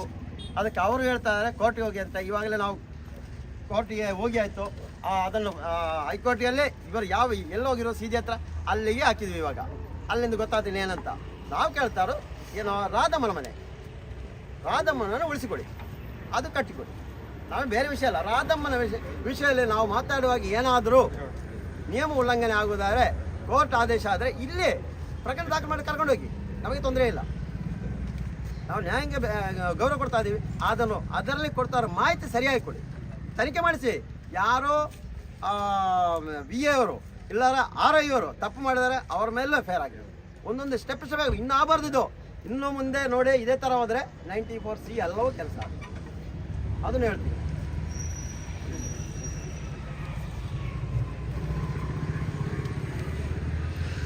ಎಲ್ಲ ಈ ಬಡ ಕುಟುಂಬ ಪರವಾಗಿ ನಿಂತಂಥ ಎಲ್ಲ ನಾಗರಿಕರಿಗೆ ಮೊದಲನೇದಾಗಿ ನಾನು ವಂದಿಸ್ತಾ ಇದ್ದೇನೆ. ಹಾಗೂ ನಮ್ಮ ಈ ಪ್ರತಿಭಟನೆಗೆ ಬಂದಂಥ BM ಭಟ್ರವರೇ, ಜಯಂತ್ ಅವರೇ, ಹಾಗೂ ದಲಿತ ಸಮುದಾಯದ ನಾಯಕರುಗಳೇ, ಹಾಗೂ ಇಲ್ಲಿ ಸೇರಿದಂಥ ಆ ವಿರುದ್ಧ ಮುತ್ತುಸ್ವಾಮಿ ಹಾಗೂ ರಾಧಮ್ಮ ಇವರು ಮಾಡುವಂಥ ಪ್ರತಿಭಟನೆಯಲ್ಲಿ ನಾವು ಸೇರಿದ್ದೇವೆ. ನೋಡಿ, ನಮಗೆ ಈ ಕೋರ್ಟಿನ ಆದೇಶದ ವಿರುದ್ಧ ಪ್ರತಿಭಟನೆ ಅಲ್ಲ. ನಾವು ಕೇಳ್ತಾ ಇರೋದು ಈ ಕೋರ್ಟ್ ಆದೇಶ ಯಾರಿಗಾಗಿರೋದು. ಈ ಕೋರ್ಟ್ ಆದೇಶ ಆಗಿರೋದು ಅದು ರೇಣುಕಾ ಎಂಬವರ ಹೆಸರಿಗೆ. ರೇಣುಕಾ ಅವರ ಹೆಸರಲ್ಲಿ ಇದ್ದ ಮನೆಯನ್ನು ಧ್ವಂಸ ಮಾಡಲಿಕ್ಕೆ ನಮ್ದು ಯಾವುದೇ ಅಡಚಣೆ ಇಲ್ಲ, ನಮ್ದು ಯಾವುದೇ ವಿರುದ್ಧ ಇಲ್ಲ. ಯಾವುದೇ ಒಂದು ಸ್ವಂತ ಮನೆ ಇಲ್ಲದ ಕಾರಣ ಒಂದು ಸರ್ಕಾರ ಜಾಗದಲ್ಲಿ ವಾಸಿಸಿ ಅದಕ್ಕೆ ಒಂದು ದಾಖಲೆ ಮಾಡುವುದೇ 94C ಅಂತೇಳಿ ಒಂದು ಕಾನೂನು ಬಂದಿರೋದು. ಆ ಥರ ಒಂದು ಸರ್ಕಾರ ಜಾಗದಲ್ಲಿ ವಾಸಿಸಿ ರಾಧಮ್ಮನವರು ದಾಖಲೆಗೋಸ್ಕರ ಪಂಚಾಯಿತು ಹಾಗೂ ಈ ತಹಸೀಲ್ದಾರ್ ಕಚೇರಿಗೆ ಎಷ್ಟೋ ದಿನದಿಂದ ದಿನ ಅವರು ನಡೆದಾದುಂಟು. ನಾವು ಕೇಳ್ತಾ ಇರೋದು, ಆ ರಾಧಮ್ಮನ ಹೆಸರಲ್ಲಿ ಎಲ್ಲ ದಾಖಲೆಗಳಿದೆ. ನಾವು ಹೇಳ್ತೀವಿ ಅದು ರಾಧಮ್ಮನ ಮನೆ ಅಂತ ಹೇಳುವ ದಾಖಲೆಗಳನ್ನು ಇಟ್ಟು ನಾವು ಹೇಳ್ತಾ ಇದ್ದೀವಿ. ಆದರೆ ನೀವು ಹೊಡೆದಿರಲ್ಲ ಸ್ವಾಮಿ, ನೀವು ರೇಣುಕಾ ಮನೆ ಅಂತ ಹೇಳಿ ರಾಧಮ್ಮನ ಮನೆಯನ್ನು ಹೊಡೆದಿರಲ್ಲ. ಯಾವ ದಾಖಲೆಯನ್ನು ಇಟ್ಟುಕೊಂಡು ನೀವು ಹೊಡೆದಿರಿ? ಮೆಸ್ಕಾಮಿನ ಜೆಗೆ ಅವರಿಗೆ ಕೇಳಿದರೆ ಅವರ ಕಡೆಯಿಂದ ಬಂದು ಮೊದಲನೇದಾಗಿ ವಿದ್ಯುತ್ ಕನೆಕ್ಷನ್ ಅನ್ನು ಕಿತ್ತಯಿಸುತ್ತಾರೆ. ಯಾರ ಮನೆಯಿಂದ ಕಿತ್ತಯಿಸ್ತಾರೆ? ರಾಧಮ್ಮರ ಮನೆಗೆ ಕೊಟ್ಟಂತ ವಿದ್ಯುತ್ ಕನೆಕ್ಷನ್ ಅದು. ರೇಣುಕಾ ಮನೆಗೆ ಆದೇಶ ಆಗಿರೋದು. ರಾಧಮ್ಮನ ಮನೆಯ ವಿದ್ಯುತ್ತನ್ನು ಯಾಕೆ ಕಿತ್ತಾಕಿದ್ದೀರಿ ನೀವು? ಅದನ್ನು ನಾವು ಸಂಪರ್ಕ ಮಾಡಿದಾಗ ಅವ್ರು ಹೇಳ್ತಾ ಇದ್ದಾರೆ ಅದು ನಮ್ದು ತಪ್ಪಾಗಿದೆ. ಅವರು ಕಟ್ಟಿದಂಥ ದುಡ್ಡಿನ ಕಟ್ಟಿದಂಥ ವೈರುಗಳು, ಅವರು ಕಟ್ಟಿದಂಥ ದುಡ್ಡು ಕಟ್ಟಿ ತೆಗೆದಂಥ ಮೀಟರ್ಗಳು, ಇದನ್ನೆಲ್ಲ ಎತ್ಕೊಂಡು ಹೋಗಿದ್ದಾರೆ. ನಾವು ಕೇಳಿದೀವಿ, ಯಾಕೆ ಸ್ವಾಮಿ? ಅದು ರಾಧಮ್ಮ ಅವರದ್ದು ಸೊತ್ತು, ಅದು ರಾಧಮ್ಮ ಅವರ ಪ್ರಾಪರ್ಟಿಯನ್ನು ನೀವು ಯಾಕೆ ಎತ್ಕೊಂಡು ಹೋಗಿದ್ದೀರಿ? ಇಲ್ಲ, ನಮ್ಮಿಂದ ತಪ್ಪಾಯ್ತು ಅಂತ ಹೇಳ್ತಾ ಇದ್ದಾರೆ. ನಿಮಗೆ ಆದೇಶವಾದರೆ ಕೊಡಿ. ನಿಮಗೆ ಸರ್ಕಾರದಿಂದ ಆದೇಶ ತಹಸೀಲ್ದಾರ್ಗೆ ಆಗಿದ್ದರೆ, ಸರ್ಕಾರದಿಂದ ಆದೇಶ ರೇಣುಕಾ ಅವರಿಗೆ ಇದ್ದರೆ ನಿಮಗೂ ಬರಬೇಕಿತ್ತಲ್ಲ ಆಧಾರದ ಪ್ರತಿ. ಮೆಸ್ಕಾಂ ಅಧಿಕಾರಿಗಳಿಗೆ ಅದರ ಪ್ರತಿ ಬರಬೇಕಿತ್ತಲ್ಲ. ಮೌಖಿಕವಾಗಿ ನೀವು ಹೇಳಿದ ತಕ್ಷಣ ನೀವು ಆ ಮನೆಯನ್ನು ಧ್ವಂಸ ಮಾಡಲಿಕ್ಕೆ ಸಹಕಾರ ಮಾಡಿದ್ದೀರಾ. ಇವಾಗ ಇಲ್ಲಿ ನಡೆಯುವಂಥ ಪ್ರತಿಭಟನೆಗೆ ಇಲ್ಲಿ ರೇಣುಕಾ ಅವರ ಕೇಸು ಹೈಕೋರ್ಟಲ್ಲಿ ಇದೆ ಅಂತ ಹೇಳಿ ನೀವು ಎಲ್ಲರಿಗೆ ಲಿಖಿತ ಮುಖಾಂತರ ಬರ್ತಿದ್ದೀರಲ್ಲ, ಅದೇ ಥರ ಲಿಖಿತ ಮುಖಾಂತರ ನೀವು ಯಾರಿಗಾದರೂ ಒಂದು ಲೆಟರನ್ನು ನೀವು ಕೊಟ್ಟಿದ್ದೀರಾ? ಪಂಚಾಯತಿಗೆ ಆಗಲಿ ಅಥವಾ ಮೆಸ್ಕಾಮಿನ ಅಧಿಕಾರಿಗಳಿಗೆ ಯಾವುದಾದ್ರೂ ಕೊಟ್ಟಿದ್ದೀರಾ ನೀವು? ಎಲ್ಲ ಮೌಖಿಕವಾಗಿ ನೀವು ಕೊಟ್ಟು ಬೆಳಿಗ್ಗೆ 6 ಗಂಟೆಗೆ ಬಂದು ಧ್ವಂಸ ಮಾಡ್ತೀರಲ್ಲ ನೀವು. ಇದರಿಂದ ಯಾವ ಕೈವಾಡ ಇದೆ? ಸರ್ಕಾರದ ಕೆಲಸವನ್ನು ನೀವು ಅಷ್ಟು ಅಚ್ಚುಕಟ್ಟೆಯಲ್ಲಿ ಮಾಡ್ತೀರಾ? ಅದೇ ಸರ್ವೆ ನಂಬರಲ್ಲಿ 3000 ಎಕರೆ ಇದೆ. ಆ 3000 ಎಕರೆಯಲ್ಲಿ ಎಷ್ಟು ಮನೆಗಳಿದ್ದೇವೆ ನಿಮಗೆ ಗೊತ್ತಿದೆಯಾ? ನೀವು ಸರ್ವೆ ಮಾಡಿದ್ದೀರಾ ತಹಸೀಲ್ದಾರ್ ಅವರೇ? ಬೆಳಿಗ್ಗೆ 6 ಗಂಟೆಗೆ ಸರ್ಕಾರ ಜಮೀನಿನಲ್ಲಿ ಒಂದು ಅಕ್ರಮವಾಗಿ ಮನೆ ಕಟ್ಟಿದ್ದಾರೆ ಅಂತ ಹೇಳಿ ಧ್ವಂಸ ಮಾಡ್ತೀರಾ. ನಿಮಗೆ ಅದು ಒಂದೇ ಮನೆ ಕಟ್ಟಿರೋದು ಕಡಬ ತಾಲೂಕಿನಲ್ಲಿ? ಎಷ್ಟೆಲ್ಲ ಬಿಲ್ಡಿಂಗ್ಗಳಿದೆ, ಯಾವುದೇ ಆಧಾರ ಇಲ್ಲದೆ ಎಷ್ಟು ಬಿಲ್ಡಿಂಗ್ ಇದೆ, ಎಷ್ಟು ಮನೆಗಳಿದೆ, ಎಷ್ಟು ಶ್ರೀಮಂತರ ಮನೆಗಳು 94C ಹಕ್ಕುಪತ್ರ ತಗೊಂಡವರಿದ್ದಾರೆ. ಯಾಕೆ ಸ್ವಾಮಿ? ನಿಮಗೆ ತಲೆ ತಿಂಬು ಅಡಿಯಲ್ಲಿ ಸ್ವಲ್ಪ ತುಂಬಿಸುವಂಥ ಸಹಕಾರ ಮಾಡಿರಬೇಕು ಶ್ರೀಮಂತರು. ಪಾಪ ಇವರ ಬಡವರಿಗೆ ಆ ಥರ ಕೊಡುವಂಥ ಶಕ್ತಿ ಇಲ್ಲ ಅವ್ರ ಹತ್ರ. ಆ ಬಡವರ ಜೊತೆ ಒಂದು ಪ್ರತಿಭಟಿಸಲಿಕ್ಕೆ ನಾಗರಿಕರು ನಿಂತರೆ ಹೇಳ್ತಾರೆ ನಿಮ್ಮನ್ನು ಅವ್ರು ನೆಕ್ಸ್ಟ್ ಟಾರ್ಗೆಟ್ ಮಾಡ್ತಾರೆ, ಪ್ರತಿಭಟನೆಗೆ ಹೋಗಬೇಡಿ ಅಂತ. ಸ್ವಾಮಿ, ಇಂಥ ಬಡವರನ್ನು ನೀವು ಪ್ರತಿಭಟನೆ ಟಾರ್ಗೆಟ್ ಮಾಡಿದ್ರಲ್ಲ, ಅದಕ್ಕೋಸ್ಕರ ನಿಮ್ಮ ಟಾರ್ಗೆಟ್ ನಮ್ಮ ಮೇಲಿದೆ. ನಿಮ್ಮನ್ನು ಇಲ್ಲಿಂದ ನಾವು ಈ ಬಡವರ ವಿರುದ್ಧ ಬೀದಿಗೆ ಎಳೆದು ನೀವು ಎಳೆದಾಕಿದ್ರಲ್ಲ, ಮಾನವೀಯತೆ ಎಂಬುದು ಇದೆಯಾ ನಿಮಗೆ? ನಿಮಗೆ ಖಂಡಿತ ಒಂದು ಅನ್ನ ಬೇಯಿಸುವ ಪಾತ್ರವನ್ನು ಕೂಡ ಬಿಡದೆ ನೀವು ಬೀದಿಗೆ ಎಳೆದಾಕಿದ್ರಲ್ಲ, ಯಾವ ಮಾನವೀಯತೆ ಇದೆ ನಿಮಗೆ? ಒಂದು ವೇಳೆ ಶ್ರೀಮಂತರ ಮನೆಗೆ ನೀವು ಆದೇಶ ಬಂದಿದ್ರೆ ನೀವು ಏನು ಮಾಡ್ತಿದ್ರಿ ಗೊತ್ತಾ? ಒಂದು ಸೈಡಿನ ಶೆಡ್ ಅನ್ನು ನೀವು ಹಾಕ್ತಿದ್ರಿ JCB ಮುಖಾಂತರ. ಒಂದು ಸೈಡಲ್ಲಿ ಇದ್ದ ಒಂದು ಕಟ್ಟಡವನ್ನು, ಒಂದು ಶೆಡ್ ಅನ್ನು ಒಡೆದಾಕಿ ವಿಡಿಯೋ ಮಾಡಿ ನೀವು ಕಳಿಸ್ತಾ ಇದ್ದಿದ್ರಿ, ನಾವು ಧ್ವಂಸ ಮಾಡಿದ್ವಿ ಅಂತ ಹೇಳಿ. ಎಷ್ಟೋ ಚರಿತ್ರೆಗಳಿದ್ದಿವೆ ಸ್ವಾಮಿ, ನಾವು ಕಂಡಿದ್ದೇವೆ ಇದೆಲ್ಲ. ಇಂಥ ಬಡವರಿಗೆ ಕೇಳೋಕ್ಕೆ ಯಾರಿಲ್ಲ ಅಂತ ಹೇಳಿ ಬೆಳಿಗ್ಗೆ 6 ಗಂಟೆಗೆ ಬಂದು ನೀವು ಒಡೆದಾಕಿದ್ರಲ್ಲ, ನೀವು ಇದರ ವಿರುದ್ಧ ಪ್ರತಿಭಟನೆ. ಅದು ನಾವು ರಾಧಮ್ಮನ ಪರವಾಗಿ ಪ್ರತಿಭಟಿಸ್ತಾ ಇರೋದು, ಯಾವುದೇ ರೇಣುಕನ ಪರವಾಗಿ ಮಾತಾಡೋದಲ್ಲ. ನಾವು ರೇಣುಕನ ಆದೇಶ ಇದೆ ಅಂತ ಹೇಳ್ತಾರೆ, ಆದರೆ ಹೈಕೋರ್ಟಿಗೆ ಹೋಗಿ ನಾವು ವಿಚಾರಿಸಿದಾಗ ಯಾವುದೇ ಆದೇಶ ರೇಣುಕನ ಮೇಲೆ ಆಗಲಿಲ್ಲ. ರಾಧಮ್ಮನ ಮನೆಗೆ ರಾಧಮ್ಮನ ಮನೆಗೆ ಆದೇಶ ಆಗ್ತಿದ್ರೆ ನೀವು ಅಲ್ಲಿ ಗೋಡೆಗೆ ಬಂದು ಅಂಟಿಸಬೇಕಿತ್ತು ಸ್ವಾಮಿ. ಯಾಕೆ ಅವರಿಗೆ ಒಂದು ನೋಟಿಸ್ ಕೂಡ ಕೊಟ್ಟಿಲ್ಲ ರಾಧಮ್ಮ ಅವರಿಗೆ? ವಿದ್ಯುತ್ ಕನೆಕ್ಷನ್ ಇದೆ, ನೀರಿನ ಕನೆಕ್ಷನ್ ಇದೆ ಪಂಚಾಯತಿಂದ, ಆಧಾರ್ ಕಾರ್ಡ್ ಇದೆ, ರೇಷನ್ ಕಾರ್ಡ್ ಇದೆ, ಎಲ್ಲ ಆಧಾರವನ್ನು ಇಟ್ಟುಕೊಂಡು ನಾವು ಹೇಳ್ತಾ ಇದ್ದೀವಿ ಅದು ರಾಧಮ್ಮನವರ ಮನೆ ಅಂತ ಹೇಳಿ. ನೀವು ಹೊಡೆದಾಕಿದ್ರಲ್ಲ ಸ್ವಾಮಿ ರೇಣುಕನ ಅಂತ ಮನೆಯಲ್ಲಿ. ಈ ಶಾಪ, ಈ ತಾಯಿಯ ಶಾಪ, ಈ ನಮ್ಮ ಇಷ್ಟು ಒಂದು ಬಡ ಕುಟುಂಬದ ಶಾಪ ನಿಮಗೆ ತಟ್ಟದೇ ಇರುವುದಿಲ್ಲ. ಎಲ್ಲಿವರೆಗೆ ಅವರಿಗೆ ಒಂದು ಮನೆ ಕೊಟ್ಟು ಅವರಿಗೆ ಆದಂಥ ನಷ್ಟವನ್ನು ಭರಿಸ್ತಾರೋ ಅಲ್ಲಿವರೆಗೆ ನಾವು ಪ್ರತಿಭಟನೆ ನಾವು ಮುಂದುವರಿಸ್ತೇವೆ ಅಂತ ಹೇಳಿ ನನ್ನ ಮಾತನ್ನು ನಿಲ್ಲಿಸ್ತೇನೆ. ಮುಂದಕ್ಕೆ ನಮ್ಮ ಈಶ್ವರಿ ಅವರು ಮಾತಾಡ್ತಾರೆ, ದಲಿತ ಹಕ್ಕು ಸಮಿತಿಯ ಕಾರ್ಯದರ್ಶಿ ಅವರು.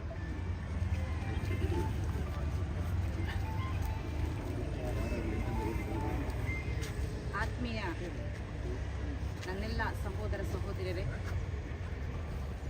ನಾವಿವತ್ತು ಎಂಥ ಪರಿಸ್ಥಿತಿಯಲ್ಲಿ ಇದ್ದೇವೆ ಅಂತ ಹೇಳಿ ಅಂದ್ಕೊಳ್ಳಿಕ್ಕೂ ಭಯ ಆಗುತ್ತೆ, ಸಂಕೋಚನೂ ಆಗುತ್ತೆ. ಒಂಥರ ಇನ್ನೊಂದು ಮುಂದಿನ ಬದುಕು, ನಮ್ಮ ಮಕ್ಕಳ ಬದುಕು ನಮಗೆ ಹೇಗೆಲ್ಲ ಇರಬೇಕು ಅನ್ನೋ ಕನಸು ಇವತ್ತಿಗೆ ಬಿಡಬೇಕು ಅನ್ನೋ ಪರಿಸ್ಥಿತಿಯಲ್ಲಿ ನಮ್ಮ ಸರ್ಕಾರಗಳು ನಮ್ಮನ್ನು ತಂದಿಟ್ಟಿವೆ. ನಾನು ಹೇಳೋದಿಷ್ಟೇ, ತುಂಬ ಈಗಲೇ ಮಾತಾಡಿದವರು ಹೇಳಿದರು, ಮಾನ್ಯ ತಹಶೀಲ್ದಾರ್ರೆ, ನೀವು ಯಾರ ಪರ ವಕಾಲತನ ಮಾಡ್ತಾ ಇದ್ದೀರಾ, ಯಾರು ಕೊಟ್ಟ ಹಣಕ್ಕೆ ಬಲಿಯಾಗಿ ಈ ದಲಿತ ವೃದ್ಧರ ಮನೆಯನ್ನು ಕೆಡವಿದ್ರಂತೆ ನೀವೇ ಉತ್ತರ ಕೊಡ್ಬೇಕು. ಯಾಕಂತ ಹೇಳಿದ್ರೆ ನಿಮ್ಮ ತಂದೆ ತಾಯಿ ಇದೇ ಪ್ರಾಯದಲ್ಲಿ ಇದ್ರೆ, ಇಂಥವರೇ ಆಗಿದ್ರೆ ನೀವು ಆ ಮನೆಯನ್ನು ಒಡೆದು ಬೀದಿಯಲ್ಲಿ ತಳ್ತಾ ಇದ್ರ? ಇವರಿಗೆ ತಂದ ಪರಿಸ್ಥಿತಿ ನಾಳೆ ನಿಮ್ಮ ಮಕ್ಕಳು ನಿಮಗೆ ಮಾಡಬಾರ್ದು ಅನ್ನೋ ಪರಿಸ್ಥಿತಿ ನಿಮ್ಮ ಮನಸ್ಥಿತಿಯಲ್ಲಿ ಇದ್ರೆ ಇದಕ್ಕೊಂದು ಸಲಹೆಯನ್ನು ನೀವು ಕೊಡ್ಲೇಬೇಕಾಗ್ತದೆ. ಯಾಕಂತ ಹೇಳಿ ನೀವು ತಪ್ಪು ಮಾಡಿದ್ದೀರಿ, ನೀವು ಎಷ್ಟು ದೊಡ್ಡ ತಪ್ಪು ಮಾಡಿದ್ದೀರಿ ಅಂತ ಹೇಳಿದ್ರೆ ನಿಮ್ಮನ್ನು ರಕ್ಷಣೆ ಮಾಡಿಕೊಳ್ಳಿಕ್ಕೆ ನೀವು ಕೋರ್ಟ್ ಆದೇಶ ಇದೆ, ಯಾರ ಮೇಲೆ ಇದೆ? ರೇಣುಕಾ ಭೂಮಿಯ ಮೇಲೆ ನೀವು ಏನು ಬೇಕಾದರೂ ಮಾಡಿ. ನೀವು ತಪ್ಪು ಸಂದೇಶವನ್ನು ನೀವು DC ಅವರಿಗೂ ಕೂಡ ತಲುಪಿಸಿದ್ದೀರಿ. ನಿನ್ನೆ ನಾನು ಇಲ್ಲಿಯ ಸರ್ಕಾರವರಿಗೆ ಮಾತಾಡಿದೆ ಫೋನಲ್ಲಿ. ಅವ್ರು ಏನು ಹೇಳ್ತಾರೆ, ತಹಶೀಲ್ದಾರರು ನಮಗೆ ನೀವು ಬೈಕ್ ಪರ್ಮಿಷನ್ ಕೊಡಬೇಡಿ ಅಂತ ಹೇಳಿ, ಅವರ ತನಿಖೆ ಕೊಡಬೇಡಿ ಅಂತ ಹೇಳ್ತಿದ್ದಾರೆ ಅಂತ ಹೇಳಿ. ಸರಿಯಪ್ಪ, ಇವರು ಬೇಡ ಅಂತ ಹೇಳಿ ನಾವು ಇವರು ರವಿಕುಮಾರ್ ಸರಿಗೆ ಅವ್ರಿಗೆ ಫೋನ್ ಮಾಡಿದೆವು. ಆ ಮನುಷ್ಯನಿಗೆ ಗವರ್ಮೆಂಟ್ ಸಿಮ್ ಯಾಕೆ ಕೊಟ್ಟಿದ್ದಾರೆ ಅನ್ನುವಂತಹ ಒಂದು ಸಣ್ಣ ವಿವೇಚನೆ ಕೂಡ ಇಲ್ಲ ಅಂತ ಹೇಳಿ ನಾನು ಬೇಸರದಿಂದ ಹೇಳ್ತೇನೆ. ಎಷ್ಟು ಒಂದು 10-20 ಸಲ ಫೋನ್ ಮಾಡಿದ್ದೇನೆ. 20 ಸಲ ಪೊಲೀಸರು ನಮ್ಮ ರಕ್ಷಣೆಗೆ ಇರುವುದೇ ಆಗಿದ್ದರೆ ಒಂದು ಸಾಮಾನ್ಯ ಜ್ಞಾನ ಇರಬೇಕು. ಒಂದು ಸಲ ನಾನು ಫೋನ್ ರಿಸೀವ್ ಮಾಡಬೇಕು ಅಥವಾ ನಾನು ಬ್ಯುಸಿ ಇದ್ದೇನೆ ಅಂತಂದ್ರೆ ಹೇಳಬೇಕಿತ್ತು. ಅಂತ ಕನಿಷ್ಠ ಜ್ಞಾನ ಇಲ್ಲದವರು ನಮ್ಮ ಪೊಲೀಸ್ ಇಲಾಖೆಯಲ್ಲಿ ಇದ್ದಾರೆ. SP ಅವರು ಸರ್, SP ಅವರಿಗೂ ಕೂಡ ನಾನು ನಿನ್ನೆ ಇವರನ್ನು ಕರ್ಕೊಂಡು ಹೋಗಿದ್ದೆ, ಆಯ್ತಾ? ಅಲ್ಲಿ ಹೋದಾಗ SP ಅವರು ಇಲ್ಲ, DC ಮೀಟಿಂಗ್ ಅಲ್ಲಿ ಇದ್ದೇನೆ ಅಂತ ಹೇಳಿದ್ರು. ಸರಿಯಪ್ಪ, ನಾವು ಸ್ವಲ್ಪ ಹೊತ್ತು ಕಾದೇವು, ಆಮೇಲೆ ಬರುವಾಗ ಲೇಟಾಗಿ ವಾಪಸ್ ಬಂದ್ರು. ವಾಪಸ್ ನಾವು SP ಗೆ ಫೋನ್ ಮಾಡುವಾಗ್ಲೂ ಕೂಡ ಪಾಪ SP ಸಾಹೇಬ್ರು ಫೋನ್ ಪಿಕ್ ಮಾಡಿದ್ರು. ನಮ್ಮ ಸರ್ಕಲ್ ಇನ್ಸ್ಪೆಕ್ಟರ್ ಅಷ್ಟು ಬಿಸಿ ಇರಲಿಲ್ಲ ಕಾಣ್ತದೆ, ಯಾಕಂದ್ರೆ ಇಡೀ ಜಿಲ್ಲೆಯ ಜವಾಬ್ದಾರಿ ಇದೆ ಅಲ್ಲ ಅವ್ರ ಮೇಲೆ, ಅವ್ರು ಫ್ರೀ ಆಗಿದ್ರು ಅಂತ ಕಾಣ್ತದೆ. ಫೋನ್ ರಿಸೀವ್ ಮಾಡಿ ಹೇಳಿದ್ರು, ನಿಮ್ಮ ತಹಶೀಲ್ದಾರರು DC ಅವರಿಗೆ ಪರ್ಮಿಷನ್ ಕೊಡಬೇಡಿ, ಆ ಜಮೀನಿನ ವಿವಾದ ಇದೆ ಅಂತ ಹೇಳ್ತಿದ್ದಾರೆ. ಸ್ವಾಮಿ, ನಿಮ್ಮ ಮನೆ ನಾವು ಯಾವುದೋ ಒಂದು ಮನೆ ನಂಬರ್ 100 ಸರ್ವೆ ನಂಬರ್ ಅಂತ ಹೇಳಿದ್ರೆ, ನಿಮ್ಮ ಮನೆ ತಹಶೀಲ್ದಾರ ಮನೆ ಪಕ್ಕನೆ ಬೇರೆಯವರ ಮನೆ ಇದ್ರೆ, ನಿಮ್ಮ ತಹಶೀಲ್ದಾರ ತೊಂದರೆ ಇದೆ, ಕೋರ್ಟ್ ಆದೇಶ ಮಾಡಿ ತಹಶೀಲ್ದಾರ ಮನೆಯನ್ನು ಕೆಳಗಿ ಅಂತ ಹೇಳಿ, ನಾವು ತಹಶೀಲ್ದಾರ ಮನೆಯನ್ನು ಒಡೆಯಬೇಕಾ ಅಥವಾ ಹತ್ತಿರದಲ್ಲಿರೋ ಮನೆಯನ್ನು ಒಡೆಯಬೇಕಾ ಅನ್ನೋ ಸಾಮಾನ್ಯ ಜ್ಞಾನ ಇಲ್ಲದಂತಹ ವ್ಯಕ್ತಿಗಳು ಇಲಾಖೆಯಲ್ಲಿದ್ದಾರೆ. ಪರಿಸ್ಥಿತಿ ಏನಾಗ್ತದೆ ಅಂತ ಹೇಳೋದಕ್ಕೆ ಇವರೇ ಕಾರಣ. ಸ್ವಾಮಿ, ಮೊನ್ನೆಯಿಂದ ಇವರು ಕಷ್ಟಪಟ್ಟಿದ್ದಾರೆ, ಬಿಸಿಲು ಮಳೆ ಕೂಡ ಅಡ್ಡ ಇಲ್ದೇನೆ ಅಲ್ಲಿ ಪ್ರತಿಭಟನೆಯನ್ನ ಮಾಡ್ತಿದ್ದಾರೆ. ಈ ತಂದೆ ತಾಯಿಗಳ ಶಾಪ ನಿಮಗೆ ತಟ್ಟದೆ ಇರುವುದೇ ಇಲ್ಲ ಅಂತ ಹೇಳಿ ಈ ಸಂದರ್ಭದಲ್ಲಿ ಹೇಳಲಿಕ್ಕೆ ಇಷ್ಟಪಡ್ತೇನೆ. ಯಾಕಂತ ಹೇಳಿದ್ರೆ ನೀವು ನಿಜವಾಗ್ಲೂ ಅಧಿಕಾರ ನಿಮ್ದು ಏರೇ ಇರ್ಬೋದು, ಸಂವಿಧಾನದಲ್ಲಿ ಎಲ್ಲರೂ ಕೂಡ ಸಮಾನರು. ಅಧಿಕಾರ ಇದೆ ಅಂತ ಹೇಳಿ ಈ ಬಡಾಯಿಗಳ ಮೇಲೆ ನಿಮ್ಮ ದರ್ಪ ತೋರುವುದಲ್ಲ. ದಲಿತರ ನೀವು ಅದು ಕೂಡ ಮಾಡಿ. ಎಷ್ಟು ಅಸ್ಪೃಶ್ಯತೆ ಇವರ ಮನಸ್ಸಲ್ಲಿ ಇದೆ ಅಂತ ಹೇಳಿದ್ರೆ, ಇಂಥ ಕೊಳಕು ಮನಸ್ಸಿರುವಂತ ತಹಶೀಲ್ದಾರ್ ನಾವು ಎಲ್ಲೂ ಕಂಡಿಲ್ಲ. ಯಾಕೆ ಈ ಮಾತನ್ನು ಹೇಳ್ತಿದ್ರೆ ಅಂತ ಹೇಳಿದ್ರೆ, ದಲಿತರು ಅಲ್ಲಿ ಬಂದು ನೀವು ಅಸ್ಪೃಶ್ಯರಾಗ್ತೀರಾ? ಸಂವಿಧಾನದ ಅಡಿಯಲ್ಲಿ ನಿಮಗೆ ಇವತ್ತು ಕೂತ್ಕೊಳ್ಳಿಕ್ಕೆ ಅವಕಾಶ ಮಾಡಿಕೊಟ್ಟಿರೋದು ಇಲ್ಲ. ಅವರು ಯಾವ ಜಾತಿಯವರು ಅಂತ ಹೇಳುದಿಲ್ಲ, ಆಯ್ತಾ, ಗೊತ್ತಿಲ್ಲ ನನಗೆ ಕೂಡ. ಆದ್ರೆ ಒಂದು ಸಾಮಾನ್ಯ ಜ್ಞಾನ ಇರಬೇಕು ಮನುಷ್ಯನಾದವನಿಗೆ. ನನಗೆ ಈ ಅಧಿಕಾರ ಕೊಟ್ಟಿರುವುದು ಸಂವಿಧಾನ. ಈ ಸಂವಿಧಾನದ ಪ್ರತಿನಿಧಿಯಾಗಿ ನಾನು ಈ ಅಧಿಕಾರವನ್ನು ವಹಿಸಿಕೊಂಡಿದ್ದೇನೆ. ಎಲ್ಲರ ಜನರು ಕೂಡ ನಮಗೆ ಸಮಾನರು, ದಲಿತರು ಸಪರೇಟ್ ಅಲ್ಲ ಅಂತೇಳಿ. ಒಂದು ವೇಳೆ ದಲಿತರ ಅಲ್ಲದೇನೆ ಬೇರೆಯವರ ಮನೆ ಆಗಿದ್ರೆ ಸಾವಿರಾರು ಕಾರಣಗಳನ್ನು ಪೊಲೀಸರು ಕೊಡ್ತಿದ್ರು, ತಹಶೀಲ್ದಾರರು ಕೊಡ್ತಿದ್ರು, ಅದಕ್ಕೆ ಸಂಬಂಧಪಟ್ಟು DC ಅವರು ಸಪೋರ್ಟ್ ಮಾಡ್ತಿದ್ರೆ ನನ್ಗೆ ಗೊತ್ತಿಲ್ಲ. ಯಾಕೆ ಹೇಳಿ, ಈ ಹಿಂದೆ ನಡೆದಂತ ಪ್ರಕರಣಗಳು, ಅದು ಸೌಜನ್ಯ ಪ್ರಕರಣ ಇರ್ಬೋದು, ಬೇರೆ ಬೇರೆ ಪ್ರಕರಣಗಳಾಗಿದೆ. ಎಲ್ಲರೂ ಕೂಡ ಉಳ್ಳವರನ್ನು ಒಳ್ಳೆಯವರಾಗಿ ಇಟ್ಕೊಳ್ಳಿಕ್ಕೆ ನೋಡಿದ್ದಾರೆ. ಯಾಕೆ ಹೇಳಿ, ಅವರಷ್ಟು ಕೋಟಿ ಕೊಡುವಷ್ಟು ನಮ್ಮಲ್ಲಿ ತಾಕತ್ತಿಲ್ಲ ಸ್ವಾಮಿ. ಒಂದು ಹೊತ್ತಿನ ಊಟವನ್ನು ಕೂಡ ನಾವು ಬೆವರಿಸಿ ದುಡಿದು ತಿನ್ನುವಂಥದ್ದು. ನಮಗೆ ನಿಮ್ಮ ಹಾಗೆ ಐಷಾರಾಮಿ ಜೀವನದಲ್ಲಿ ಬದುಕಲಿಕ್ಕೆ ಸಾಧ್ಯ ಆಗ್ತಿಲ್ಲ. ನಮ್ಮ ಬದುಕನ್ನು ಅರ್ಥ ಮಾಡಿಕೊಳ್ಳಿ. ನೀವು ನಡೆದು ಬಂದ ಹಿಂದಿನದ ನೀವು ಕೂಡ ಇಷ್ಟು ಈಗ ಆರಾಮದಲ್ಲಿ ಇರ್ಬೋದು, ಆದ್ರೆ ನಿಮ್ಮ ತಾಯಿ ಅಂದರು, ನಿಮ್ಮ ತಾತ ಮುತ್ತಾತರು ಇಷ್ಟು ಆರಾಮದಲ್ಲಿ ಬದುಕಲಿಕ್ಕೆ ಸಾಧ್ಯ ಇಲ್ಲ. ನಿಮ್ಮ ಹಿಂದಿನ ಜೀವನದ ಬದುಕನ್ನು ನೀವು ಅರ್ಥ ಮಾಡಿಕೊಂಡಿದ್ರೆ ಇವರ ಜೀವನ ನಿಮಗೆ ಅರ್ಥ ಆಗ್ತಿತ್ತು ಸ್ವಾಮಿ, ಅರ್ಥ ಆಗ್ತಿತ್ತು. ಹಾಗಾಗಿ ನಾನು ಹೇಳೋದಿಷ್ಟೇ, ದಲಿತರ ನೀವು ಏನು ತಪ್ಪು ಮಾಡಿದ್ದೀರಾ, ನಿಮ್ಮಿಂದ ತಹಶೀಲ್ದಾರ್ ತಪ್ಪಾಗಿರುವಂಥದ್ದು. ಕೋರ್ಟ್ ಆದೇಶವನ್ನು ಯಾವತ್ತೂ ಗೌರವಿಸ್ತೇವೆ. ರೇಣುಕಾ ವಿಷಯದಲ್ಲಿ ನೀವು ಏನು ತೀರ್ಮಾನ ತಗೊಳ್ತೀರಾ ಅದಕ್ಕೆ ನಾವು ಕೂಡ ಗೌರವ ಕೊಡ್ತೇವೆ. ನಾನು ನಿನ್ನೆ SP ಅವರಲ್ಲಿ ಕೂಡ ಹಾಗೆ, ರೇಣುಕಾ ಸಮಸ್ಯೆ ನಿಮಗೆ ಬಿಟ್ಟದ್ದು ಸ್ವಾಮಿ, ನೀವು ಏನ್ ಬೇಕಾದ್ ಮಾಡ್ಕೊಳ್ಳಿ. ಆದ್ರೆ ಈ ವೃದ್ಧ ತಾಯಿ ತಂದೆಯರ ಅವರ ಹೆಸರಿನಲ್ಲಿ ಇವರಿಗೆ ನೀವು ದಬ್ಬಾಳಿಕೆ ನಡೆಸ್ತಿರಲ್ಲ, ಎಷ್ಟು ನೀವು ಅಮಾನ್ಯರು ಅಂತ ಹೇಳಿದ್ರೆ ನೀವು ಇಲಾಖೆಯನ್ನು ಕಳಿಸ್ತೀರಿ. ಅವರ ಒಂದು ಮನೆಯಲ್ಲಿರುವಂತ ಪಾತ್ರೆಯನ್ನು ಬಿಟ್ಟಿಲ್ಲ ಸ್ವಾಮಿ, ಅದನ್ನು ಕೂಡ ನೀವು ಸೈಡ್ಗೆ ಇಟ್ಟು ನಿಮಗೆ ಮಾನವೀಯತೆ ಇದೆ ಅಂತ ಹೇಳ್ತಿದ್ದೆ, ಅದನ್ನು ಕೂಡ ನಜ್ಜು ಗುಜ್ಜಾಗಿ ಮಾಡಿದ್ರಿ. ನಿಮ್ಮ ಮಾನವೀಯತೆ ಎಲ್ಲೇ ಸತ್ತು ಹೋಗಿದೆ ಅಂತ ನಾನು ಈ ಸಂದರ್ಭದಲ್ಲಿ ಕೇಳ್ತಿದ್ದೇನೆ. ನೀವು ಕೂಡ ಮನುಷ್ಯರಲ್ವಾ? ನಿಮಗೆ ಕೂಡ ನೋವಾಗುದಿಲ್ವಾ? ನೀವು ಕೂಡ ಹಸಿವೆ ಇಲ್ವಾ? ನೀವು ಅಕ್ಕ ತಂಗಿರ ಜೊತೆ ಬಾಳ್ಲಿಲ್ವಾ? ತಂದೆ ತಾಯಿಗಳ ಜೊತೆ ಬಾಳ್ಲಿಲ್ವಾ? ಅಣ್ಣ ತಮ್ಮಂದಿರ ಜೊತೆ ಬಾಳ್ಲಿಲ್ಲ? ಒಂದು ವೇಳೆ ನೀವು ಬಾಳ್ತಾ ಇದ್ರೆ ಇವರ ನೋವು ಏನಾಗ್ತಿತ್ತು ಅಂತ ನಿಮಗೆ ಗೊತ್ತಾಗ್ತಿತ್ತು. ಇವರು ಈಗ ಏನು ಆರೋಗ್ಯ ಸಮಸ್ಯೆಯಲ್ಲಿ ಎದುರಿಸಿ ಅದಕ್ಕೂ ಕೂಡ ನೇರವಾಗಿ ಸರ್ಕಾರದ ಹೊಣೆ ಆಗ್ತಾ ನಮ್ಮ ತಹಶೀಲ್ದಾರೇ ಸರ್ಕಾರದ ಒಂದು ಭಾಗ ನಮ್ಮ ತಹಶೀಲ್ದಾರ್. ಹಾಗಾಗಿ ನಾವು ಕೇಳುವುದಿಷ್ಟೇ, ಇವರ ಮನೆಯನ್ನು ಯಾವ ರೀತಿ ಒಳ್ಳೆ ಮನೆಯನ್ನು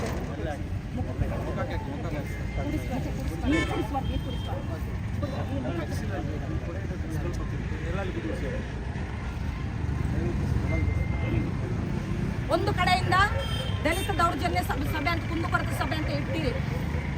ನಿಜವಾಗ್ಲೂ ಆ ಸಭೆಯಲ್ಲಿ ಗೌರವ ಇದೆ, ಸಮಸ್ಯೆಗಳು ಕೆಲವು ಇತ್ಯರ್ಥಗಳು ಕೂಡ ಆಗ್ತಿದೆ. ಆದ್ರೆ ಅಲ್ಲಿ ದೊಡ್ಡ ಮಟ್ಟದಲ್ಲಿ ಪೇಪರಲ್ಲಿ ದಲಿತರ ಕುಂದುಕೊರತೆ ಸಭೆಯಲ್ಲಿ ದಲಿತರಿಗೆ ಯಾವ ತೊಂದರೆ ಅದು ನಾವಿದೆ ಅಂತ ಹೇಳುವವರು ಇಲ್ಲಿ ದಲಿತರನ್ನ ಬೀದಿಗೆ ತಂದು ನಿಲ್ಲಿಸಿದ್ದೀರಾ. ಇದು ಎಷ್ಟು ನೀವು ನಿಜವಾಗ್ಲೂ ದಲಿತ ಕುಂದುಕೊರತೆ ಸಭೆಗೆ ನಿಮ್ಮ ಇಲಾಖೆಯಿಂದ ಆಗುವಂತ ಅವಮಾನ ಅಂತ ಹೇಳಿ ಈ ಸಂದರ್ಭ ನಾನು ಹೇಳ್ತಿದ್ದೇನೆ. ನಿಜವಾಗ್ಲೂ ನಿಮಗೆ ದಲಿತರ ಬಗ್ಗೆ ಕಾಳಜಿ ಇರ್ತಿದ್ರೆ, ದಲಿತರ ನೋವು ಕಾಕ್ಷಗಳಿಗೆ ನೀವು ಸ್ಪಂದಿಸದೇ ಆಗಿದ್ರೆ, ಇವರ ಮನೆಯನ್ನು ವಾಪಸ್ ಕೊಡುವುದರ ಮುಖಾಂತರ ಆ ವೃದ್ಧ ದಂಪತಿಗಳನ್ನು ಅಲ್ಲಿ ಬದುಕಲಿಕ್ಕೆ ಬಿಡಿ. ಮಾನವರನ್ನು ಅಂದ್ಕೊಳ್ಳಿ, ಇಲ್ಲಂದ್ರೆ ನಿಮ್ಮ ಕೈಯಿಂದೇ ಅವರು ಸಾಯಿಸೋದಂತ ನೀವು ಸಾಯಿಸಿಬಿಡಿ. ನಿಮ್ಮ ಕೈಯಿಂದ ಅವರನ್ನು ಸಾಯಿಸಿಬಿಡಿ. ಯಾಕಂದ್ರೆ ಆ ನರಕದ ಬದುಕು ಅವರಿಗೆ ಬೇಡ. ಅವ್ರಿಗೆ ಮೊನ್ನೆಯಿಂದ ಎಷ್ಟು ಅಳ್ತಿದ್ದಾರೆ, ಎಷ್ಟು ಕಷ್ಟಪಡ್ತಿದ್ದಾರೆ. ನಿನ್ನೆ ನಾನು ಎಸ್ ಆಫೀಸಿಂದ ಹೋಗಿ ವಾಪಸ್ ಬರುವಾಗ ಅವ್ರು ಒಂದು ವೇಳೆ ಲೇಟ್ ಆಗ್ತಿದ್ರೆ SP ಸಿಕ್ಕಿದ್ರೇನು, ಆದ್ರೆ ಅವ್ರು ವೆಹಿಕಲ್ ಮಾಡಿಕೊಂಡು ಬರುವಷ್ಟು ತಾಕತ್ತು ಅವರಿಲ್ಲ ಸ್ವಾಮಿ. ಅವರಿಗೆ ವೆಹಿಕಲ್ ಮಾಡಿಕೊಡುವಷ್ಟು ತಾಕತ್ತು ನಮ್ಮಲ್ಲಿಲ್ಲ ಸ್ವಾಮಿ. ನಾವು ಕಳೆದುಕೊಂಡಿದ್ದೇವೆ ಅಲ್ಲ, ನಮಗೆ ಆ ನೋವುಗಳ ಅರ್ಥ ಆಗ್ತಿದೆ. ಹಾಗಾಗಿ ಇವರ ಬೆಂಬಲಕ್ಕೆ ನಾವು ದಲಿತ ಹಕ್ಕು ಸಮಿತಿ ಬೆಂಬಲ ಕೊಡ್ತಿದ್ದೇವೆ. ಮಾತ್ರವಲ್ಲ, ಇವರಿಗೆ ನ್ಯಾಯ ಸಿಗುವವರೆಗೆ ಇವರನ್ನು ಬಿಟ್ಟು ಹೋಗೋ ಪ್ರಶ್ನೆ ಇಲ್ಲ. ಇಲ್ಲಿಂದ ಕದಲಲ್ಲ, ಮಾತ್ರ ಅಲ್ಲ, ತಹಶೀಲ್ದಾರ್ ಅಮಾನತು ಆಗ್ಲೇಬೇಕು. ಇಂಥ ಮಾನವೀಯತೆ ಇಲ್ಲದಂತಹ ಇಂಥ ಒಂದು ತಪ್ಪು ಸಂದೇಶವನ್ನು ಇಲಾಖೆಗಳಿಗೆ ಕೊಡುವಂತ ತಹಶೀಲ್ದಾರ್ಗೆ ಇಲ್ಲಿ ಇರ್ಲಿಕ್ಕೆ ಯೋಗ್ಯರು ಕೂಡ ಅಲ್ಲ ಅಂತ ಹೇಳಿ ಈ ಸಂದರ್ಭದಲ್ಲಿ ಹೇಳ್ತಿದೆ. ಒಂದು ವೇಳೆ ಅವರಿಗೆ ಯೋಗ್ಯತೆ ಇದೆ, ಇನ್ನೂ ಕೂಡ ಎಲ್ಲೋ ಒಂದು ನಾರದಲ್ಲಿ ಮಾನವೀಯತೆ ಇದೆ ಅಂತ ಹೇಳಿ ಅಂದುಕೊಂಡಿದ್ರೆ, ಅಥವಾ ಅವರು ತಪ್ಪು ಆಗಿ ಎಲ್ಲರೇ ಆಗುದು ಸಹಜ ಸ್ವಾಮಿ. ತಪ್ಪಾಗುದು ಸಹ ಮನುಷ್ಯ ಅಂದ ಮೇಲೆ ತಪ್ಪು ಆಗ್ಲೇಬೇಕು. ಅವರ ತಪ್ಪನ್ನು ಅವರೇ ತಿದ್ದಿಕೊಂಡು ನಾನು ತಪ್ಪು ಸಂದೇಶವನ್ನ ಕೊಟ್ಟಿದ್ದೇನೆ, ಇನ್ನು ಮುಂದಕ್ಕೆ ಸರಿ ಇರ್ತೇನೆ ಅಂತ ಹೇಳಿ ಅವರನ್ನು ತಪ್ಪಿ ಓಡ್ಕೊಳ್ಬೇಕು. ಮತ್ತೆ ಈ ಮಣ್ಣು, ಈ ತುಳುನಾಡ ಭೂಮಿ ಸತ್ಯ ಧರ್ಮ ನ್ಯಾಯಕ್ಕಾಗಿ ಹುಟ್ಟಿದ ಊರು. ಇಲ್ಲಿ ಬೇರೆ ಬೇರೆ ಕಾರಣಕ್ಕಾಗಿ ಸತ್ಯಗಳು ಬೆಳೆದು ಬಂದಿದೆ, ನ್ಯಾಯ ಸಿಕ್ಕಿದೆ. ಹಾಗಾಗಿ ನಾನು ಹೇಳುವಂಥದ್ದು, ನ್ಯಾಯ ಇವರಿಗೆ ಸಿಗ್ಲೇಬೇಕು. ಈ ಮಣ್ಣಿನ ಗುಣವೇ ಅದು. ತಪ್ಪು ಆಯ್ತು ಅಂತ ಹೇಳಿದ್ರೆ ಹೋರಾಟನ ಮಾಡ್ತೇವೆ, ತ್ಯಾಗನೂ ಮಾಡ್ತೇವೆ. ಆ ಹೋರಾಟದಲ್ಲಿ ಗೆಲ್ತೇವೆ ಅನ್ನುವ ವಿಶ್ವಾಸದೊಂದಿಗೆ ನನಗೆ ಮಾತಾಡ್ಲಿಕ್ಕೆ ಅವಕಾಶ ಮಾಡಿದ್ದು ನಿಮ್ಗೆಲ್ಲರೂ ಕೂಡ ವಂದಿಸ್ತಾ ನನ್ನ ಬಿಟ್ಟು ಕೊಡಲ್ಲ ಬಡವರನ್ನು ಬಿಟ್ಟು ಕೊಡಲ್ಲ, ಬಡವರನ್ನು ಬಿಟ್ಟು ಕೊಡಲ್ಲ. ಯಾತಕ್ಕಾಗಿ ಹೋರಾಟ, ನ್ಯಾಯಕ್ಕಾಗಿ ಹೋರಾಟ, ಯಾತಕ್ಕಾಗಿ ಹೋರಾಟ, ನ್ಯಾಯಕ್ಕಾಗಿ ಹೋರಾಟ. ಬೇಕೇ ಬೇಕು, ನ್ಯಾಯ ಬೇಕು, ಬೇಕೇ ಬೇಕು, ನ್ಯಾಯ ಬೇಕು. ಧಿಕ್ಕಾರ. ಯಾರದ ಕೇಸೋ ಯಾರಿಗೆ ಶಿಕ್ಷೆ, ಯಾರದ ಕೇಸು ಯಾರಿಗೆ ಶಿಕ್ಷೆ, ವಿಧಿಸಿದ ಮುಟ್ಟಾಳರು ಯಾರು, ವಿಧಿಸಿದ ಮುಟ್ಟಾಳರು ಯಾರು, ಯಾರದ ಕೇಸೋ ಯಾರಿಗೆ ಶಿಕ್ಷೆ, ಯಾರದ ಕೇಸು ಯಾರಿಗೆ ಶಿಕ್ಷೆ, ವಿಧಿಸಿದ ಮುಟ್ಟಾಳರು ಯಾರು, ವಿಧಿಸಿದ ಮುಟ್ಟಾಳರು ಯಾರು, ಯಾರದ ಅಂಶಕ್ಕೆ ಒಳಗಾಗಿ, ಯಾರದ ಅಂಶಕ್ಕೆ ಒಳಗಾಗಿ ರಾಧಮ್ಮನ ಮನೆ ಮುರಿದವರು ಯಾರು, ರಾಧಮ್ಮನ ಮನೆಯನ್ನು ಮುರಿದವರು ಯಾರು, ವೃದ್ಧ ದಂಪತಿಯ ಮನೆಯನ್ನು ಮುರಿದ, ವೃದ್ಧ ದಂಪತಿಯ ಮನೆಯನ್ನು ಮುರಿದ ಮನೆ ಮುರುಕ ಅಧಿಕಾರಿಗಳೇ, ಮನೆ ಮುರುಕ ಬಡುಕರ ಬದುಕನ್ನು ಬೀದಿಗೆ ತಳ್ಳಿದ, ಬದುಕನ್ನು ಬೀದಿಗೆ ತಳ್ಳಿದ ಮನೆಹಾಳ ಅಧಿಕಾರಿಗಳೇ, ಮನೆಹಾಳ ಅಧಿಕಾರಿಗಳೇ, ನೆನಪಿಡಿ ಅಧಿಕಾರಿಗಳೇ, ನೆನಪಿಡಿ ಅಧಿಕಾರಿಗಳೇ, ನಿಮ್ಮ ಯಜಮಾನರ ನಾವುಗಳು, ನಿಮ್ಮ ಯಜಮಾನರ ನಾವುಗಳು, ನಮ್ಮಯ ಕೆಲಸಕ್ಕೆ ನೇಮಕವಾಗಿ, ನಮ್ಮಯ ಕೆಲಸಕ್ಕೆ ನೇಮಕವಾಗಿ, ನಮ್ಮಯ ಕೆಲಸಕ್ಕೆ ನೇಮಕವಾಗಿ, ನಮ್ಮಯ ಕೆಲಸಕ್ಕೆ ನೇಮಕವಾಗಿ, ನಮ್ಮನೆ ತುಳಿದರೆ ಎಚ್ಚರಿಕೆ, ನಮ್ಮನ್ನು ತುಳಿದರೆ ಎಚ್ಚರಿಕೆ, ನಮ್ಮನೆ ತುಳಿದರೆ ಎಚ್ಚರಿಕೆ, ನಮ್ಮನ್ನು ತುಳಿದರೆ ಎಚ್ಚರಿಕೆ. ರೈತರ ಭೂಮಿಯನ್ನು ಲೂಟಿ ಮಾಡುವ, ದಲಿತರ ಭೂಮಿಯನ್ನು ಲೂಟಿ ಮಾಡುವ ಇವತ್ತು ಈ ಒಂದು ತಹಸೀಲ್ದಾರ್ ರವರು, ಕಡಬ ತಹಸೀಲ್ದಾರ್ ಎಳಗಿದಂತಹ ಈ ಒಂದು ಕೃತ್ಯಕ್ಕೆ ಭಾಗವಹಿಸಿದಂತಹ ಎಲ್ಲ ಇವತ್ತು ಬಂಧುಗಳಿಗೆ ನಾನು ಇವತ್ತು ಧನ್ಯವಾದವನ್ನು ಅರ್ಪಿಸ್ತೇನೆ. ಅದೇ ರೀತಿ ಇವತ್ತು ದೇಶದಲ್ಲಿ ಡಾಕ್ಟರ್ ಬಾಬಾ ಸಾಹೇಬ್ ಅಂಬೇಡ್ಕರ್ ಅವರು ಕೊಟ್ಟಂತಹ ಸಂವಿಧಾನದಲ್ಲಿ 74 ವರ್ಷ ಇವರು ಕಳೆದು ಕೂಡ ಇಂಥ ಒಂದು ಕೃತ್ಯವನ್ನು ಈ ಒಂದು ಕಡಬದ ಒಂದು ತಾಲೂಕು ವರಾಂಡದಲ್ಲಿ ತಾಲೂಕು ವ್ಯಾಪ್ತಿಯಲ್ಲಿ ಇಂಥ ಒಂದು ಘಟನೆ ನಡೆಯುತ್ತಂತ ಆದರೆ ಈ ಒಂದು ಕೃತ್ಯದ ವಿರುದ್ಧವಾಗಿ ಈ ತಹಸೀಲ್ದಾರರಿಗೆ ಧಿಕ್ಕಾರವಿರಲಿ, ಧಿಕ್ಕಾರವಿರಲಿ, ಧಿಕ್ಕಾರವಿರಲಿ. ಅದೇ ರೀತಿ ಆ ಒಂದು ಕಾಪಿನ ಬಾಗಿಲಿನ ಸುತ್ತಮುತ್ತ ಅದೆಷ್ಟೋ ಜನ ದಲಿತರು ಏನು 94C ಅಕ್ರಮ ಸಕ್ರಮ ಅರ್ಜಿ ಕೊಟ್ಟವರಿದ್ದಾರೆ. ಅದೆಷ್ಟೋ ಜನ 10-30 ಕುಟುಂಬಗಳು ನಿರ್ಗತಿಕವಾಗಿ ಬದುಕುತ್ತಿದ್ದಾರೆ. ಅವರಿಗೆ ಇವತ್ತು ಕೂಡ ನೀರು ಇಲ್ಲ, ರೆಕಾರ್ಡು ಇಲ್ಲ, ವಿದ್ಯುತ್ತು ಇಲ್ಲ. ನಾಳೆ ಇದೇ ಒಂದು ತಹಸೀಲ್ದಾರಿ ಇಲ್ಲಿ ಇರುವುದಾದರೆ ಇನ್ನೂ ಉಳಿದಂತಹ ಈ 10-30 ದಲಿತರ ಮನೆಗಳು ಕೂಡ ನೆಲಸಮನ ಆಗುವಂತಹ ಏನು ಪರಿಸ್ಥಿತಿಯನ್ನು ನಿರ್ಮಾಣ ಮಾಡ್ತಾರೆ. ಆದುದರಿಂದ ಈ ಒಂದು ಹೋರಾಟ ಈ ಒಂದು ತಹಸೀಲ್ದಾರನ್ನು ಇಲ್ಲಿಂದ ಬದಲಿಸಿ ನಮಗೆ ಈ ಒಂದು ನ್ಯಾಯವನ್ನು ಕೊಡಬೇಕಾಗಿ ನಾವು ಈ ಒಂದು ಹೋರಾಟದ ಪರವಾಗಿ ನಾವು ಬೆಂಬಲಿಸುತ್ತೇವೆ. ಆದ್ದರಿಂದ ಈ ಒಂದು ತಹಸೀಲ್ದಾರರ ನಡೆಗೆ ಧಿಕ್ಕಾರ, ಧಿಕ್ಕಾರ, ಧಿಕ್ಕಾರ, ಧಿಕ್ಕಾರ, ಧಿಕ್ಕಾರ, ಧಿಕ್ಕಾರ. ಜೈ ಭೀಮ್, ಜೈ ಭೀಮ್, ಜೈ ಜೈ ಜೈ ಜೈ ಜೈ ಭೀಮ್, ಜೈ ಭೀಮ್, ಜೈ ಭೀಮ್, ಜೈ ಭೀಮ್, ಜೈ ಭೀಮ್, ಜೈ ಭೀಮ್, ಜೈ ಭೀಮ್, ಜೈ ಜೈ ಜೈ ಜೈ ಜೈ ಭೀಮ್, ಜೈ ಜೈ ಜೈ ಜೈ ಭೀಮ್. ಲಾಲ್ ಸಲಾಂ, ಲಾಲ್ ಸಲಾಂ, ಲಾಲ್ ಸಲಾಂ, ಲಾಲ್ ಲಾಲ್ ಲಾಲ್ ಲಾಲ್ ಸಲಾಂ, ಲಾಲ್ ಸಲಾಂ, ನೀಲ್ ಸಲಾಂ, ನೀಲ್ ಸಲಾಂ, ನೀಲ್ ಸಲಾಂ, ನೀಲ್ ಸಲಾಂ, ನೀಲ್ ಸಲಾಂ. ಈ ಹೋರಾಟಕ್ಕೆ ಜಯವಾಗಲಿ. ತಾಲೂಕು ದಲಿತ ಹೋರಾಟ ಸಮಿತಿ ಅಧ್ಯಕ್ಷರು ಮಾತಾಡಿದ್ದಾರೆ. ಹಾಗೆ ಮುಂದಕ್ಕೆ ಕೊಡಿಯ ಕೊಕ್ಕಡ ಇವರು ಮಾತಾಡಿದ್ದಾರೆ. ಮುಂದಕ್ಕೆ KRS ಪಕ್ಷದ ಜಿಲ್ಲಾ ಅಧ್ಯಕ್ಷರಾದ ವೇಣುಗೋಪಾಲ್ರವರು ಮಾತಾಡ್ತಾ ಇದ್ದಾರೆ.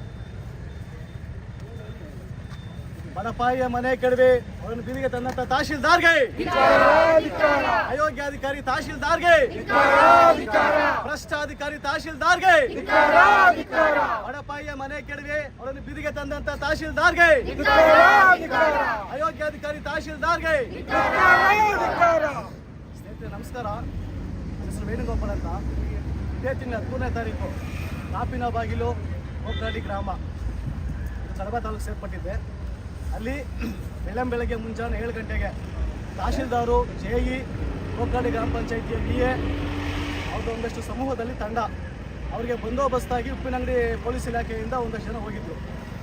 ಹೋಗಿ ಯಾವುದೇ ನೋಟಿಸ್ ಜಾರಿ ಮಾಡದೆ ರೇಣುಕಂಬ ಇರುವ ಅವರೊಂದು ರೇಣುಕಂಬ ಮತ್ತು ವಿಶ್ವನಾಥ್ ಎನ್ನುವ ಹೆಸರನ್ನು ಕೊಟ್ಟು ರಾಧಮ್ಮ ಮತ್ತು ಮುತ್ತುಸ್ವಾಮಿ ಮನೆಯನ್ನು ಕೆಡವಿದ್ದಾರೆ. 13 ವರ್ಷಗಳಿಂದ ಅವರು ಸರಿಸುಮಾರು ಒಂದು ಸಣ್ಣ ಗುಡಿಸ್ತಾಕೊಂಡು ಜೀವನ ಮಾಡ್ತಿದ್ರು. ಮಳೆ ಜಾಸ್ತಿ ಆದಾಗ ಅಲ್ಲಿ ಜೀವನ ಮಾಡಲಿಕ್ಕೆ ಆಗಲ್ಲ. ಬಹುತೇಕ ಒಂದು ಕರಾವಳಿ ಭಾಗ, ಹೆಚ್ಚಿನ ಅಂಶ ಇಲ್ಲಿ ಮಳೆ ಜಾಸ್ತಿ ಇರುತ್ತೆ. ಹಂಗಾಗಿ ಒಂದು 10 ಲಕ್ಷ ರೂಪಾಯಿ ಸಾಲ ಸೂಲಿ ಮಾಡಿಕೊಂಡು ಚಿನ್ನ ಅರಳಿಕೊಂಡು ಕೂಲಿ ಕೆಲಸ ಮಾಡಿಕೊಂಡು ಸಣ್ಣ ಅಂಗಡಿ ಇಟ್ಕೊಂಡು ಅದರಲ್ಲಿ ಬರೋಂಥ ಆದಾಯದಲ್ಲಿ ಒಂದು ಸಣ್ಣ ಮನೆ ನಿರ್ಮಾಣ ಮಾಡ್ಕೊಂಡಿದ್ದಾರೆ. ಯಾವನೋ ಒಬ್ಬ ಅಶೋಕಾಚಾರಿ ಯಾವನೋ ಒಬ್ಬ ಆಟಿಯ ಮಾಹಿತಿಯಲ್ಲಿ ಒಂದು ಅರ್ಜಿ ಕೊಟ್ಟ, ಸರ್ಕಾರಿ ಜಾಗ ಒತ್ತುವರಿಯಾಗಿದೆ ಅಂತೇಳಿ ನಮ್ಮ ತಹಶೀಲ್ದಾರು ಇಡೀ ತಾಲೂಕಿಗೆ ಒಂದು ತಾಯಿ ಸ್ಥಾನದಲ್ಲಿ ನಿಂತು ಅವರಿಗೆ ಒಂದು ನ್ಯಾಯ ಒದಗಿಸಿ ಕೊಡಬೇಕಾದಂಥ ಒಂದು ತಹಶೀಲ್ದಾರೇ ಹೋಗ್ಬಿಟ್ಟಲ್ಲಿ ಏಕಾಏಕಿಯಾಗಿ ಅವನು ಹೊರಗಡೆ ಹಾಕಿ ಅವರು ಊಟ ಟೈಮ್ 7 ಗಂಟೆ 8 ಗಂಟೆ ಕೆಲಸಕ್ಕೆ ಹೋಗೋ ಸಮಯದಲ್ಲಿ ಒಂದು ಅಡುಗೆ ಮಾಡಿಕೊಂಡು ಊಟ ಮಾಡ್ಕೊಂಡು ಹೋಗ್ಬೇಕು ಅಂತ ಒಂದು ಏರ್ಪಾಟಲ್ಲಿದ್ದರೆ ಇದ್ದಕ್ಕಿದ್ದಾಗೆ ಹೋಗಿ ಒಂದಷ್ಟು ಮಹಿಳಾ ಪೊಲೀಸ್ನವ್ರು ಹೋಗಿ ಅವರನ್ನು ಹೊರಗಡೆ ಹಾಕಿ ಅವರೆಷ್ಟು ಕೇಳಿಕೊಂಡು ಕೂಡ ಕೂಗಾಡ್ಕೊಂಡು ಕೂಡ ನಮಗೊಂದು ಒಂದು ಅರ್ಧ ಗಂಟೆ 1 ಗಂಟೆ ಕಾಲಾವಕಾಶ ಕೊಡಿ, ನಮ್ಮ ಮನೆ ಶೀಟ್ ತೆಗಿತೀವಿ, ಕಂಬಿ ತೆಗಿತೀವಿ, ನಮ್ಗೆ ಅವಕಾಶ ಮಾಡ್ಕೊಂಡ್ರು ಕೂಡ ಯಾವುದೇ ಒಂದು ಕರುಣೆ ಇಲ್ಲದೆ, ಒಂದು ಮಾನವೀಯತೆ ಇಲ್ಲದೆ ಏಕಾಏಕಿಯಾಗಿ ಅವ್ರನ್ನ ಮನೆ ಡೆಮೊಲೇಷನ್ ಮಾಡಿ ಹೊರಗಡೆ ಹಾಕಿದ್ದಾರೆ. ಆ ಒಂದು ನೋವಿಂದ ಇನ್ನೂ ಕೂಡ ಆ ವ್ಯಕ್ತಿ ಪಾಪ ಚೇತರಿಸ್ಕೊಂಡಿಲ್ಲ. ನಾನು ಕಷ್ಟಪಟ್ಟು ಒಂದು ಮನೆ ಮಾಡ್ಕೋಬೇಕು, ನನ್ನ ಕನಸು ಅನ್ನೋದು ಪಾಪ ಅವರು ನಿರ್ಮಾಣ ಮಾಡ್ಕೊಂಡಿದ್ರೆ ಕೇವಲ ಒಂದು ನಿಮಿಷದಲ್ಲೇ ಅವ್ರನ್ನ ಧ್ವಂಸ ಮಾಡ್ಕೊಂಡಿದ್ದಾರೆ. ಅದು ನ್ಯಾಯ ಕೊಡೋದು ಬೇಡವಾ? ಇಷ್ಟು ಜನ ಬಂದು ನಾವು ಪ್ರತಿಭಟನೆ ಮಾಡ್ತಾ ಇದೀವಿ. ಎ ಸಿ ರೂಮಲ್ಲಿ ಟ್ಯಾಂಕರ್ ಕುತ್ಕೊಂಡು ನಗಾಡ್ಕೊಂಡು ಆರಾಮಾಗಿ ಇರ್ತಾರೆ ವ್ಯಕ್ತಿಯಲ್ಲಿ. ಅವರಿಗೆ ಬಂದೋಬಸ್ತಾಗಿ ನಮ್ಮ ಪೊಲೀಸ್ ಇಲಾಖೆಯವರು, ಅವ್ರಿಗೇನು ಗೊತ್ತಿದೆ? ಈಗ ನಮಗೂ ಬಂದೋಬಸ್ತ್ ನಮಗೂ ಕೊಡ್ತಾರೆ, ಅವರ ಕೆಲಸವೇ ಅದು ಪಾಪ ಅಲ್ವಾ? ಇಲ್ಲಿ ತನಕ ಇಷ್ಟು ನಾವು ಒಂದು ಪ್ರತಿಭಟನೆ ಮಾಡ್ತಾ ಇದ್ದೀವಿ. ನಿಮಗೆ ಬಂದು ಒಂದು ಭರವಸೆ ಕೊಡೋಣ, ಹೋಗ್ಲಿ ಏನೋ ಗೊತ್ತೋ ಗೊತ್ತಿಲ್ಲದೇನೋ ತಪ್ಪಾಗಿರುತ್ತೆ ಅದನ್ನು ಸರಿಪಡಿಸ್ಕೊತೀವಿ ಅಂತ ಆ ವ್ಯಕ್ತಿ ಹೇಳಿದಾರ? ಕಿಟಕಿಯಲ್ಲಿ ನೋಡ್ತಾ ಇದ್ದಾರೆ ಅಸಿಸ್ಟೆಂಟ್ಗಳೆಲ್ಲರೂ ಏನು ಮಾಡ್ತಿದ್ದಾರೆ ಅಂತ. ಇಲ್ಲಿಂದ ಇಷ್ಟು ದೊಡ್ಡ ಕಲ್ ತಗೊಂಡು ಹೆಸರು ಕೂಡ ಹೋಗೋದಿಲ್ಲ ವ್ಯಕ್ತಿಗೆ, ಅಷ್ಟು ದೂರ ಬ್ಯಾರಿಕೇಡ್ ಹಾಕ್ಬಿಟ್ಟಿದ್ದಾರೆ ಪಾಪ. ಅದಕ್ಕಾಗಿ ನಮ್ಮ ಪೊಲೀಸ್ನವರು ಒಂದಷ್ಟು ಬಂದೋಬಸ್ತ್ ಕುತ್ಕೊಂಡಿದ್ದಾರೆ. ನಾವು ಸಾರ್ವಜನಿಕರ ಆಸ್ತಿ ನಷ್ಟ ಮಾಡೋಕ್ಕೆ ಬಂದಿಲ್ಲ, ಇಲ್ಲಿಗೆ ಶಾಂತಿಯುತವಾಗಿ ಹೋರಾಟ ಮಾಡಿ ನಮ್ಮ ಹಕ್ಕನ್ನು ಒಂದು ನ್ಯಾಯಯುತವಾಗಿ ಪಡ್ಕೋಬೇಕು ಅಂತ ಬಂದಿದ್ದೀವಿ. ಇಲ್ಲಿ ತನಕ ಒಬ್ಬ ಎ ಸಿ ಇರ್ಬೋದು, ಯಾರಾದರೂ ಆಗಲಿ ಇಷ್ಟು ಬಿಸಿಲಲ್ಲಿ ಕಷ್ಟಪಡ್ತಾ ಇದ್ದೀವಿ. ಆ ವ್ಯಕ್ತಿಗೆ ಬಿಸಿಲು ಜಾಸ್ತಿಯಾಗಿ ಪಾಪ ಕೆಳಗಡೆ ಬಿದ್ದಿದ್ದಾರೆ. ಯಾರಾದರೂ ಒಬ್ಬರು ಬಂದರೆ ಈಗ ಹೊರಗಡೆ ಯಾರು ಕೂಡ ಇಲ್ಲ. ಮೊದಲನೇದಾಗಿ ನಮ್ಮ ಶಾಸಕರು ಫಸ್ಟ್ ಆಫ್ ಆಲ್ ನಮಗೆ ಈ ರೀತಿ ಪ್ರತಿಭಟನೆ ಮಾಡೋಕ್ಕೆ ಅವಕಾಶನೇ ಕೊಡಬಾರ್ದು. ಅವರು ನಮ್ಮ ಕ್ಷೇತ್ರದಲ್ಲಿ ಈ ಪ್ರತಿಭಟನೆ ಆಗ್ತಾ ಇದೆ, ಅದು ನನ್ನ ಒಂದು ಅವಮಾನ. ನನ್ನ ಮತದಾರರು ಕಷ್ಟಪಡ್ತಿದ್ದಾರೆ, ಪ್ರತಿಭಟನೆ ಮಾಡಲೇಬಾರ್ದು, ನನಗೆ ಅವಮಾನ. ನಾನು ಬಂದು ನಿಮ್ಮ ಸಮಸ್ಯೆನ ಬಗೆಹರಿಸ್ಕೊಡ್ತೀನಿ ಅಂತ ಹೇಳಿದ್ರು. ಅವರು ಏನೂ ಇಲ್ಲ. ಓಟಿಗೆ ಬೇಕಾದ್ರೆ ಎಲ್ಲಿ ಬೇಕಾದ್ರೆ ಉಟ್ಕೊಂಡ್ಬರ್ತಾರೆ, ಕಾಲು ಹಿಡಿತಾರೆ, ಕೈ ಹಿಡಿತಾರೆ, ಭಿಕ್ಷೆ ಬೇಡ್ದಂಗೆ ಬೇಡ್ತಾರೆ. ಓಟ್ ಹಾಕಿದ್ರೆ ಮಾತ್ರ ಮುಗೀತು ಅಷ್ಟೇ. 5 ವರ್ಷದ ತನಕ ಸಾರ್ವಜನಿಕ ಸಮಸ್ಯೆ ಬಗ್ಗೆ ಒಬ್ಬರು ಕೂಡ ತಲೆ ಹಾಕೊಳ್ಳೋದಿಲ್ಲ. ಯಾವುದೇ ಅಧಿಕಾರಿ ಇರ್ಬೋದು, ಯಾವುದೇ ಜನಪ್ರತಿನಿಧಿ ಇರ್ಬೋದು. ಈಗ ಶಾಸಕರ ಭವನದಲ್ಲಿ ಹೋಗಿ ಘನತೆ ಗೌರವ ಪ್ರತಿಷ್ಠೆಯಿಂದ ಆರಾಮಾಗಿದ್ದಾರೆ ಅಂತಂದ್ರೆ ನಮ್ಮಂಥವ್ರು ಕೊಟ್ಟಿರೋ ಭಿಕ್ಷೆ ಇದು. ಸಮಾಜದಲ್ಲಿ ಒಂದು MLA ಅನ್ನೋ ಗೌರವ ಅವ್ರದ್ದು ಇದೆ ಅಂತಂದರೆ ಅಷ್ಟು ಪರಿಜ್ಞಾನ ಇಲ್ವಾ ಅವ್ರಿಗೆ? ಲಕ್ಷಾಂಗಟ್ಟಲೆ ಸಂಬಳ ತಗೊತಾ ಇದ್ದೀರಾ, ಪುಕ್ಸಟ್ಟೆ ನಿಮಗೆ ಕಾರ್ ಕೊಡ್ತಾ ಇದ್ದಾರೆ, ಕ್ವಾರ್ಟರ್ಸ್ ಕೊಡ್ತಾ ಇದ್ದಾರೆ, ನಿಮಗೆ ಬಂದೋಬಸ್ತಾಗಿ ಒಂದಷ್ಟು ಗಾರ್ಡನ್ ಕೊಡ್ತಾರೆ. ಏನಕ್ಕೆ? ಆರಾಮಾಗಿ ಜಾರಿ ಮಾಡಿ ಅಂತನಾ? ಎಷ್ಟೋ ಸಮಸ್ಯೆಗಳು ರಾಶಿಗಟ್ಟಲೆ ಇದೆ ನಮ್ಮ ತಾಲೂಕಲ್ಲಿ. ಒಂದು ಕಡೆ ಕೂಡ ಅವರು ಯಾವುದಕ್ಕೂ ಕೂಡ ಗಮನ ಹರಿಸ್ತಾ ಇಲ್ಲ. ಸೊ ಇದ್ರ ಸಲುವಾಗಿ ನಾವು ಒಂದಷ್ಟು ಪ್ರತಿಭಟನೆ ಮಾಡಬೇಕು ಅಂತ ಬಂದರೂ ಕೂಡ ಬ್ಯಾರಿಕೇಡ್ ಹಾಕೊಂಡು ನಮ್ಮನ್ನು ಹೊರಗಡೆ ಕೂರಿಸಿದ್ದಾರೆ ಅಥವಾ ನಿಲ್ಲಿಸಿದ್ದಾರೆ. ಯಾವುದೋ ಒಂದು ನೀರಿನ ವ್ಯವಸ್ಥೆ ಏನೂ ಕೂಡ ಇಲ್ಲ. ದಯವಿಟ್ಟು ಈ ಥರ ನಮ್ಮ ಒಂದು ಕ್ಷೇತ್ರದಲ್ಲಿ ನಡೀಬಾರ್ದು ಅಂತೇಳಿ ಶಾಸಕರು ಕೂಡ ಬಂದು ನಮಗೆ ಭರವಸೆ ಕೊಟ್ಟಿಲ್ಲ. ನಮಗೆ ನ್ಯಾಯ ಸಿಗೋ ತನಕ ನಾವು ಪ್ರತಿಭಟನೆ ನಿಲ್ಲಿಸೋದಿಲ್ಲ, ಏನಾಗುತ್ತೋ ಆಗಲಿ. ಧನ್ಯವಾದ.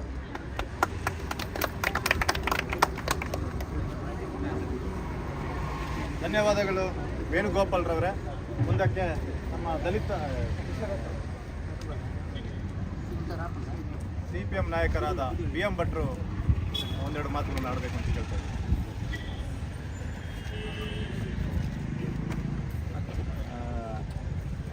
ಆತ್ಮೀಯ ನಾಗರಿಕ ಪ್ರಜ್ಞಾವಂತ ನ್ಯಾಯಪ್ರಿಯ ಬಂಧುಗಳೇ ಹಾಗೂ ಬೇರೆ ಬೇರೆ ಸಂಘಟನೆಗಳ ಬೇರೆ ಬೇರೆ ರಾಜಕೀಯ ಪಕ್ಷಗಳ ಮುಖಂಡರೇ, ನಮೀಗ ಅಲ್ಲ ಅವರಿಗೆ ಗೊತ್ತಿಲ್ಲ, ರಕ್ಷಣೆ ಕೊಡಲಿಕ್ಕೆ ಬಂದ ಎಲ್ಲ ಪೊಲೀಸ್ ಸಿಬ್ಬಂದಿಗಳೇ ನಮಗೆಂದು ಗ್ರಹಿಸ್ತೇವೆ. ಯಾಕಂದರೆ ಹೋರಾಟಗಾರರಿಗೆ ಯಾವಾಗ ರಕ್ಷಣೆ ಕೊಡಬೇಕಾದ್ರೆ ಪೊಲೀಸ್ನವರ ಕರ್ತವ್ಯ, ರಕ್ಷಣೆ ಕೊಡಲಿಕ್ಕೆ ಬಂದದ್ದು ಅಂತ ಗ್ರಹಿಸ್ತೇನೆ. ಆಮೇಲೆ ತಹಶೀಲ್ದಾರ್ ಆಗಿ ಇರಲಿಕ್ಕೆ ಯೋಗ್ಯರಿಲ್ಲದಂತಹ ಒಬ್ಬ ಕ್ರಿಮಿನಲ್ ಆರೋಪಿ ಆಗಿರುವಂಥ ತಹಶೀಲ್ದಾರ್ ಅವರೇ, ಹಾಗೆ ನಮ್ಮ ಹಿರಿಯರಾದಂಥ ನಮ್ಮ ಮುತ್ತುಸ್ವಾಮಿ ಅವರಿದ್ದಾರೆ, ಅದೇ ರೀತಿಯಲ್ಲಿ ನಮ್ಮ ರಾಧಮ್ಮ ಅವರಿದ್ದಾರೆ. ಅವರೆಲ್ಲರಿಗೂ ಕೂಡ ವಂದಿಸುತ್ತಾ, ನನಗೆ ಈ ಸಂದರ್ಭದಲ್ಲಿ ಜನರಿಗೆ ಮಾತ್ರ ಅಲ್ಲ ಪೊಲೀಸ್ ಇಲಾಖೆಗೆ ಗೊತ್ತಾಗಬೇಕು, ಯಾರಿಗೂ ಗೊತ್ತಿಲ್ಲ. ಈ ಕತ್ತಲೆಯಲ್ಲೇ ಕೂತುಗೊಳಿಸಿಕೊಂಡು ವ್ಯವಹಾರ ಮಾಡಿ ಅಂತೇಳಿ ನಾವು ಸಂವಿಧಾನ ಸ್ಥಾಪನೆ ಮಾಡಿದ್ದಲ್ಲ. ಇದು ಸಂವಿಧಾನ ಘೋಷಣೆ ದಿನ ಬರ್ತದೆ ಈಗ 26ನೇ ನವೆಂಬರ್ 26 ಬರ್ತದೆ ಈಗ ಹದ್ಯದಲ್ಲಿ. ಅಂದರೆ ಇವತ್ತು ಬಾಬಾ ಸಾಹೇಬರ ಒಂದು ಸಂವಿಧಾನ ಶಿಲ್ಪಿ ಅಂತ ಇದೆ. ಬಾಬಾ ಸಾಹೇಬರಿಗೆ ಸಂವಿಧಾನ ಶಿಲ್ಪಿ ಎಂದು ಹೆಸರಿರುವ ಸಮಯದಲ್ಲಿ ಈ ತಹಶೀಲ್ದಾರ್ ದಲಿತರನ್ನೇ ತುಳಿತಾ ಇದ್ದಾರೆ. ನಾನು ಅವರನ್ನು ಬಾಬಾ ಸಾಹೇಬ್ ಅಂಬೇಡ್ಕರ್ ದಲಿತ ಮುಖಂಡ ಅಂತ ಸಣ್ಣ ಮಾಡೋದಲ್ಲ, ಅವರು ಇಡೀ ವಿಶ್ವ ನಾಯಕರು ಆಗಿದ್ದಾರೆ. ಅವರು ಭಾರತದ ಸಂವಿಧಾನ ಶಿಲ್ಪಿ ಅವರು. ಆದರೆ ಯಾವ ರೀತಿಯಲ್ಲಿ ನಮ್ಮ ದೇಶ ಅವರಿಗೆ ಗೌರವ ಕೊಟ್ಟಿದೆ ಅಂತ ಹೇಳೋದೊಂದು ಪರಿಜ್ಞಾನ ಇಲ್ಲದಂತ, ಇವರಿಗೆ ಈ ಸ್ಥಾನ ಕೊಟ್ಟದಂತ ಒಂದು ಆ ಸಂವಿಧಾನವನ್ನು ತುಳಿತಾ ಇದ್ದಾರೆ, ಎಡಕಾಲಲ್ಲಿ ಒದ್ದಾಗ್ತಿದ್ದಾರೆ ಅಂತೇಳಿ ಇದರಲ್ಲಿ ಗೊತ್ತಾಗ್ತಾ ಇದೆ. ಅವರು ಪತ್ರಿಕಾ ಪ್ರಕಟಣೆ ಮಾಡಿದ್ದಾರೆ, ನಾಚಿಕೆ ಆಗಬೇಕು. ಇದನ್ನು ಕೂಡ ಪೊಲೀಸ್ ಇಲಾಖೆ ನೋಡಬೇಕು. ಪತ್ರಿಕಾ ಪ್ರಕಟಣೆಯನ್ನು ಎಷ್ಟು ಸತ್ಯ ಕೊಟ್ಟಿದ್ದಾರೆ. ನೀವು ಯಾಕೆ ಸುಳ್ಳಿಗೆ ಬೆಂಬಲ ಕೊಡ್ತೀರಿ? ಇದು ಸತ್ಯ ಹೇಳಿದ್ದಾರೆ ತಹಶೀಲ್ದಾರ್, ಯಾರು ತಪ್ಪು ಹೇಳಿಲ್ಲ. ಇನ್ಸ್ಪೆಕ್ಟರ್ ಹೇಳಿದ್ದಾರೆ ಗೊತ್ತಾಗ್ತಿಲ್ಲ, ಇದು ಸತ್ಯವೇ ಹೇಳಿದ್ದಾರೆ ಅವರು. ಯಾಕೆ? ನಾವು ರೇಣುಕನ ಮನೆ ಅತಿಕ್ರಮಣದ ವಿರುದ್ಧ ಕ್ರಮ ತಗೊಂಡಿದ್ದೇವೆ ಅಂತೇಳಿ ಎಲ್ಲ ಸತ್ಯ ಹೇಳಿದ್ದಾರೆ. ಮತ್ತಿನ್ಯಾಕೆ ನಮಗೆ ಗೊತ್ತಿಲ್ಲ ರೇಣುಕನ ಬಗ್ಗೆ ಯಾಕೆ ನೀವು ಅಷ್ಟು ಇದು ಗೊತ್ತಿಲ್ಲ. ನಾವು ರೇಣುಕನ ಬಗ್ಗೆ ಬರಲೇ ಇಲ್ಲ.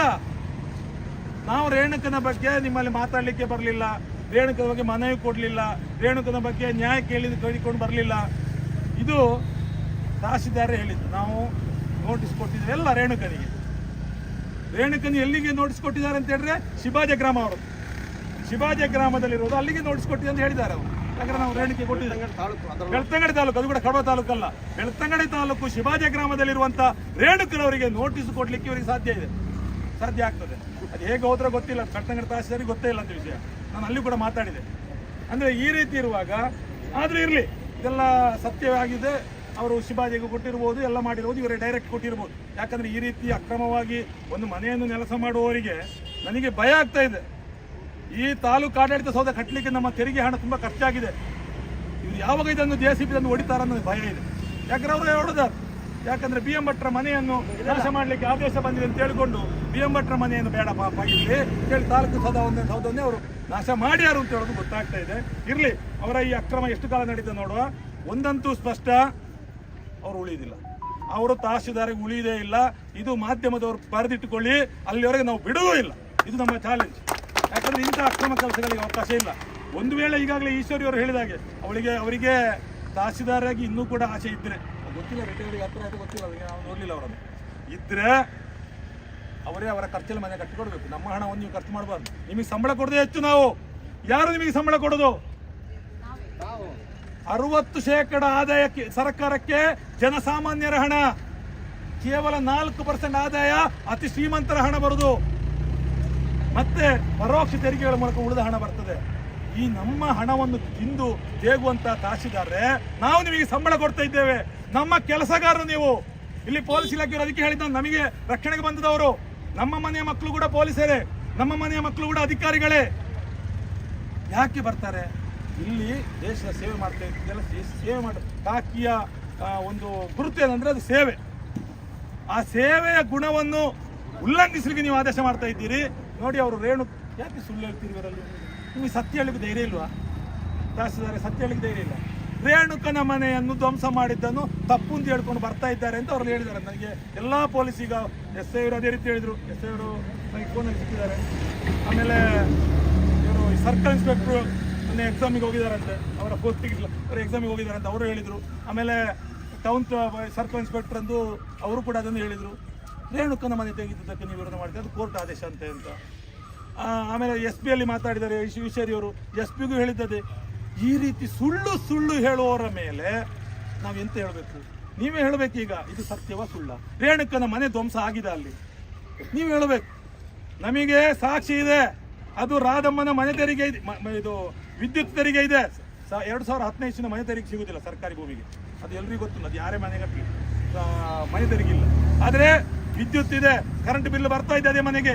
ನನ್ನಲ್ಲಿ ರೆಕಾರ್ಡ್ ಇದೆ.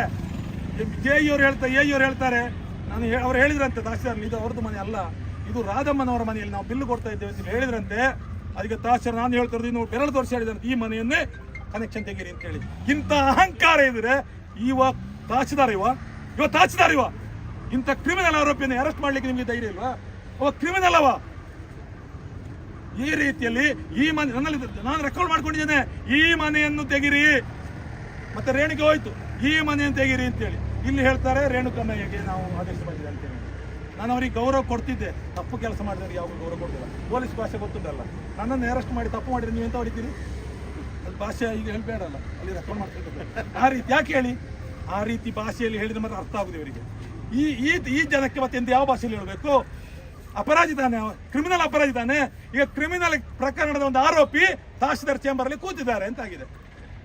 ಇದು ನಮ್ಮ ದುರ್ದವ್ಯ ಮಾತ್ರ ಅಲ್ಲ, ಇಲ್ಲಿ ಅವರು ಕೊಟ್ಟಂತ ದಾಖಲೆಗಳು ಕೂಡ ಅಷ್ಟೇ. ನೋಟಿಸ್ ಕೊಟ್ಟದ್ದು ಕೂಡ ದಾಖಲೆ ಕೊಟ್ಟಿದ್ದಾರೆ. ಎಂತಂದ್ರೆ ನಾವು ಈ ರೀತಿಯಲ್ಲಿ ಈಗ ಇರಲಿ. ಈಗ ನಾನು ಹೇಳುವಂಥದ್ದು ಇಲ್ಲಿ ನೋಡಿ, ಈಗ ಮಾತ್ರ ಅಲ್ಲ, ಈಗ ಯಾರು ನಮಗೆ ಗೊತ್ತಿಲ್ಲ. ನಮಗೆ ಪ್ರತಿಭಟನೆಗೆ ನಮಗೆ ಅವರು ಆಕ್ಷೇಪ ಮಾಡಲಿಕ್ಕೆ ಬಂದಿದ್ದಾರೆ. ಯಾಕಂದ್ರೆ ಇಂಥ ಗೂಂಡಗಳನ್ನು ಕೂಡ ಕಳಿಸ್ತಾ ಇದ್ದಾರೆ ಅಂತ ಲೆಕ್ಕ. ಈಗ ಇರ್ಲಿ, ನಮಗೆ ಇರುವಂತದ್ದು ಏನ್ ಯಾರಪ್ಪ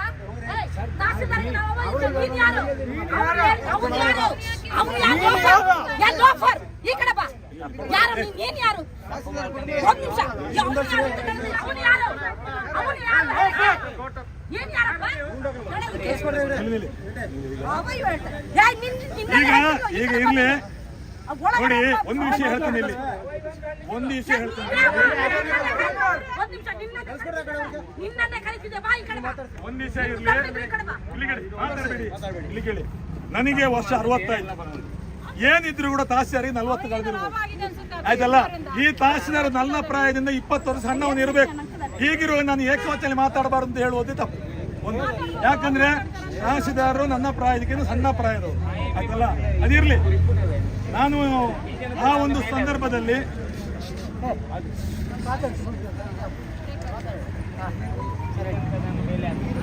ಈಗ ಇಲ್ಲಿ ನಾವು ಕೊಟ್ಟ ಅರ್ಜಿಗೆ ತಹಸೀಲ್ದಾರ್ ಒಂದು ಲೆಟರ್ ಕೊಟ್ಟಿದ್ದಾರೆ. ನಾವು ಸ್ಪಷ್ಟವಾಗಿ ಕನ್ನಡದಲ್ಲಿ ಟೈಪ್ ಮಾಡಿ ಕೊಟ್ಟಿದ್ದೇವೆ.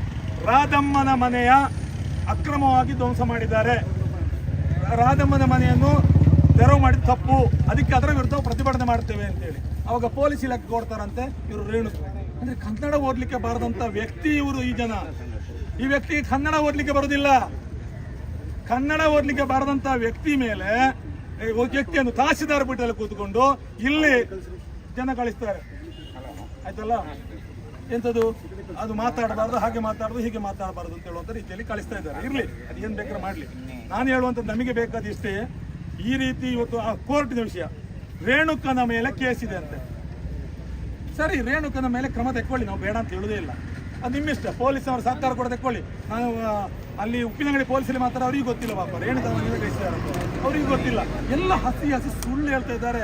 ಈ ಸುಳ್ಳುಗಳ ಮೂಲಕ ಆ ಸುಳ್ಳು ಹೇಳೋ ವ್ಯಕ್ತಿಯನ್ನು ಏಕವಚನಲ್ಲಿ ಕಳೆಯಬಾರದಂತೆ. ನಮ್ಮ ದರೋಡೆಗೋರರು ಇರ್ತಾರೆ, ಲೂಟಿಗೋರರು ಇರ್ತಾರೆ, ಅದರಲ್ಲಿ ವೀರಪ್ಪನ ಇರ್ತಾರೆ, ಅವರಿಗೆಲ್ಲ ಗೌರವ ಕೊಟ್ಟು ಮಾತಾಡಬೇಕು. ಗೌರವ ಕೊಟ್ಟು, ನಾನು ಇನ್ನು ಹಾಗೆ ಮಾತಾಡೋದು. ಯಾಕೆ ಎಲ್ಲರನ್ನು ರಾಜಕಾರಣಿಗಳನ್ನು ಗೌರವ ಕೊಟ್ಟು ಮಾತಾಡಬೇಕು. ಅವ್ರು ಕಳ್ಳರು, ಅದರಿಂದ ಗೌರವ ಕೊಟ್ಟೆ ಮಾತಾಡುವ. ಸಾಕು, ಒಬ್ಬರನ್ನು ಮಾತ್ರ ಏಕವಚನ ಮಾತಾಡಿ ಅಂತ ಪ್ರಯೋಜನ ಇಲ್ಲ. ಎಲ್ಲರೂ ಕೂಡ ಕಳ್ಳರೇ ಆದ ಕಾರಣ ಕೋರ್ಟಿಗೆ ಹೋಗಿದ್ದಾರೆ. ಯಾರು ಕೋರ್ಟಿಗೆ ಹೋದ್ದು? ಇವರು ನಮ್ಮ ಬೆಳ್ತಂಗಡಿಯವರು, ಬಳಂಜದವರು, ಅಶೋಕ್ ಆಚಾರ್ಯ ಅಂತ ಹೇಳೋರು ಕೋರ್ಟಿಗೆ ಹೋಗಿದ್ದಾರೆ. ಅವ್ರು ಎಲ್ಲಿ ಕೆಲಸದಲ್ಲಿ ಇರೋದು ನಮಗೆ ಗೊತ್ತು. ಅದು ಅವರ ಹೆಸರಿಗೆ ಪ್ರಸ್ತಾಪ ಬೇಡ, ಅವರ ಮೇಲೆ ಇಂಥ ಮಹಿಳಾ ದೌರ್ಜನ್ಯ ಎಲ್ಲ ಆಗಿದೆ ಬಿಡಿ. ಆದರೆ ನಾನು ಕೇಳುವಂಥದ್ದು, ಇಲ್ಲಿ ಅಶೋಕ್ ಆಚಾರ್ಯ ಅವರಿಗೆ ತಲೆಬಿಸಿ ಆಗಿದೆ. ಇಲ್ಲಿ ಸರ್ಕಾರಿ ಜಮೀನು ಅತಿಕ್ರಮಣ ಆಗಿದೆ ಅಂತೇಳಿ ಕೇಸ್ ಮಾಡಿದಾರಂತೆ. ನನಗೆ ಗೊತ್ತಿಲ್ಲ. ರೇಣುಕಾ ಅಂತ ಹೇಳೋರು ಅತಿಕ್ರಮಣ ಮಾಡಿದ್ದಾರೆ ಅಂತೇಳಿ ಯಾರೋ ಅವರಿಗೆ ಹೇಳಿದಾರಂತೆ. ಅವರು ನೋಡ್ಲಿಕ್ಕೆ ಬರಲಿಲ್ಲ ಅಂತ ಕೇಸ್ ಮಾಡಿದ್ದಾರೆ. 3 ವಾಯಿದೆ ಆಯ್ತು ಕೇಸ್. ಹೈಕೋರ್ಟಲ್ಲಿ 3 ವಾಯಿದೆ ಆಗಿದೆ. ಇದುವರೆಗೆ ನೋಟಿಸ್ ಇಶ್ಯೂ ಮಾಡಿದಷ್ಟೇ ವಿನಃ ಯಾವುದೇ ರೀತಿ ಆದೇ ಆಗಲಿಲ್ಲ. ಆದರೆ ತಹಸೀಲ್ದಾರಿಗೆ ಒಂದು ಲೆಟರ್ ಕೊಟ್ಟಿದ್ದಾರೆ, ಗವರ್ಮೆಂಟ್ ವಕೀಲ್ ಅಡ್ವೊಕೇಟ್ ಜನರಲ್ ಒಂದು ನೋಟಿಸ್ ಕೊಟ್ಟಿದ್ದಾರೆ. ಏನಂದ್ರೆ, ಈ ರೀತಿ ಇಲ್ಲಿ ದಾಖಲಾಗಿದೆ, ಪ್ರಕರಣ ದಾಖಲಾಗಿದೆ, ಇದರ ಸತ್ಯಾಂಶ ಎಷ್ಟು, ವರದಿ ಕೊಡಿ ಅಂತ ಅಷ್ಟೇ ಕೇಳಿದ್ದವರು. ಈ ವರದಿ ಕೊಡಿ ಅಂತ ಕೇಳಿದ್ದನ್ನು ಕೂಡ ಇನ್ನು ಇಂಗ್ಲೀಷಲ್ಲಿ ಇದ್ದದ್ದು ಓದ್ಲಿಕ್ಕೆ ಆಗಲಿಲ್ವಾ, ಕನ್ನಡದಲ್ಲಿ ಇದ್ದದ್ದು ಆಗುದಿಲ್ಲ, ಇಂಗ್ಲೀಷಲ್ಲಿ ಇದ್ದನ್ನು ಓದ್ಲಿಕ್ಕೆ ಆಗಲಿಲ್ಲ. ವರದಿ ಕೊಡಿ ಅಂತ ಕೇಳಿದ್ದಾರೆ. ವರದಿ ಕೊಡಬೇಕಾಗಿತ್ತು ಅವರು. ಈ ಪರಿಸ್ಥಿತಿ ಇದೆ ಅಂತೇಳಿ. ಅವ್ರು ಎಷ್ಟು ಮನೆ ಲೂಟಿ ಮಾಡಿದ್ದಾರೆ, ಎಷ್ಟು ಮರ ಲೂಟಿ ಮಾಡಿದ್ದಾರೆ, ಎಷ್ಟು ಇದು ಮಾಡಿದ್ದಾರೆ, ಎಲ್ಲ ಅವರು ವಿವರ ಕೊಡಬೇಕು. ತೀರ್ಮಾನ ಅವರು. ನ್ಯಾಯಾಲಯಕ್ಕೆ ಗೌರವ ಕೊಡಬೇಕು ನಾವು. ನ್ಯಾಯಾಲಯದ ಆದೇಶದ ಉಲ್ಲಂಘನೆ ಮಾಡಿ ಇವರು ಎಷ್ಟು ಅಪರಾಧಿ ಇವರದ್ದು.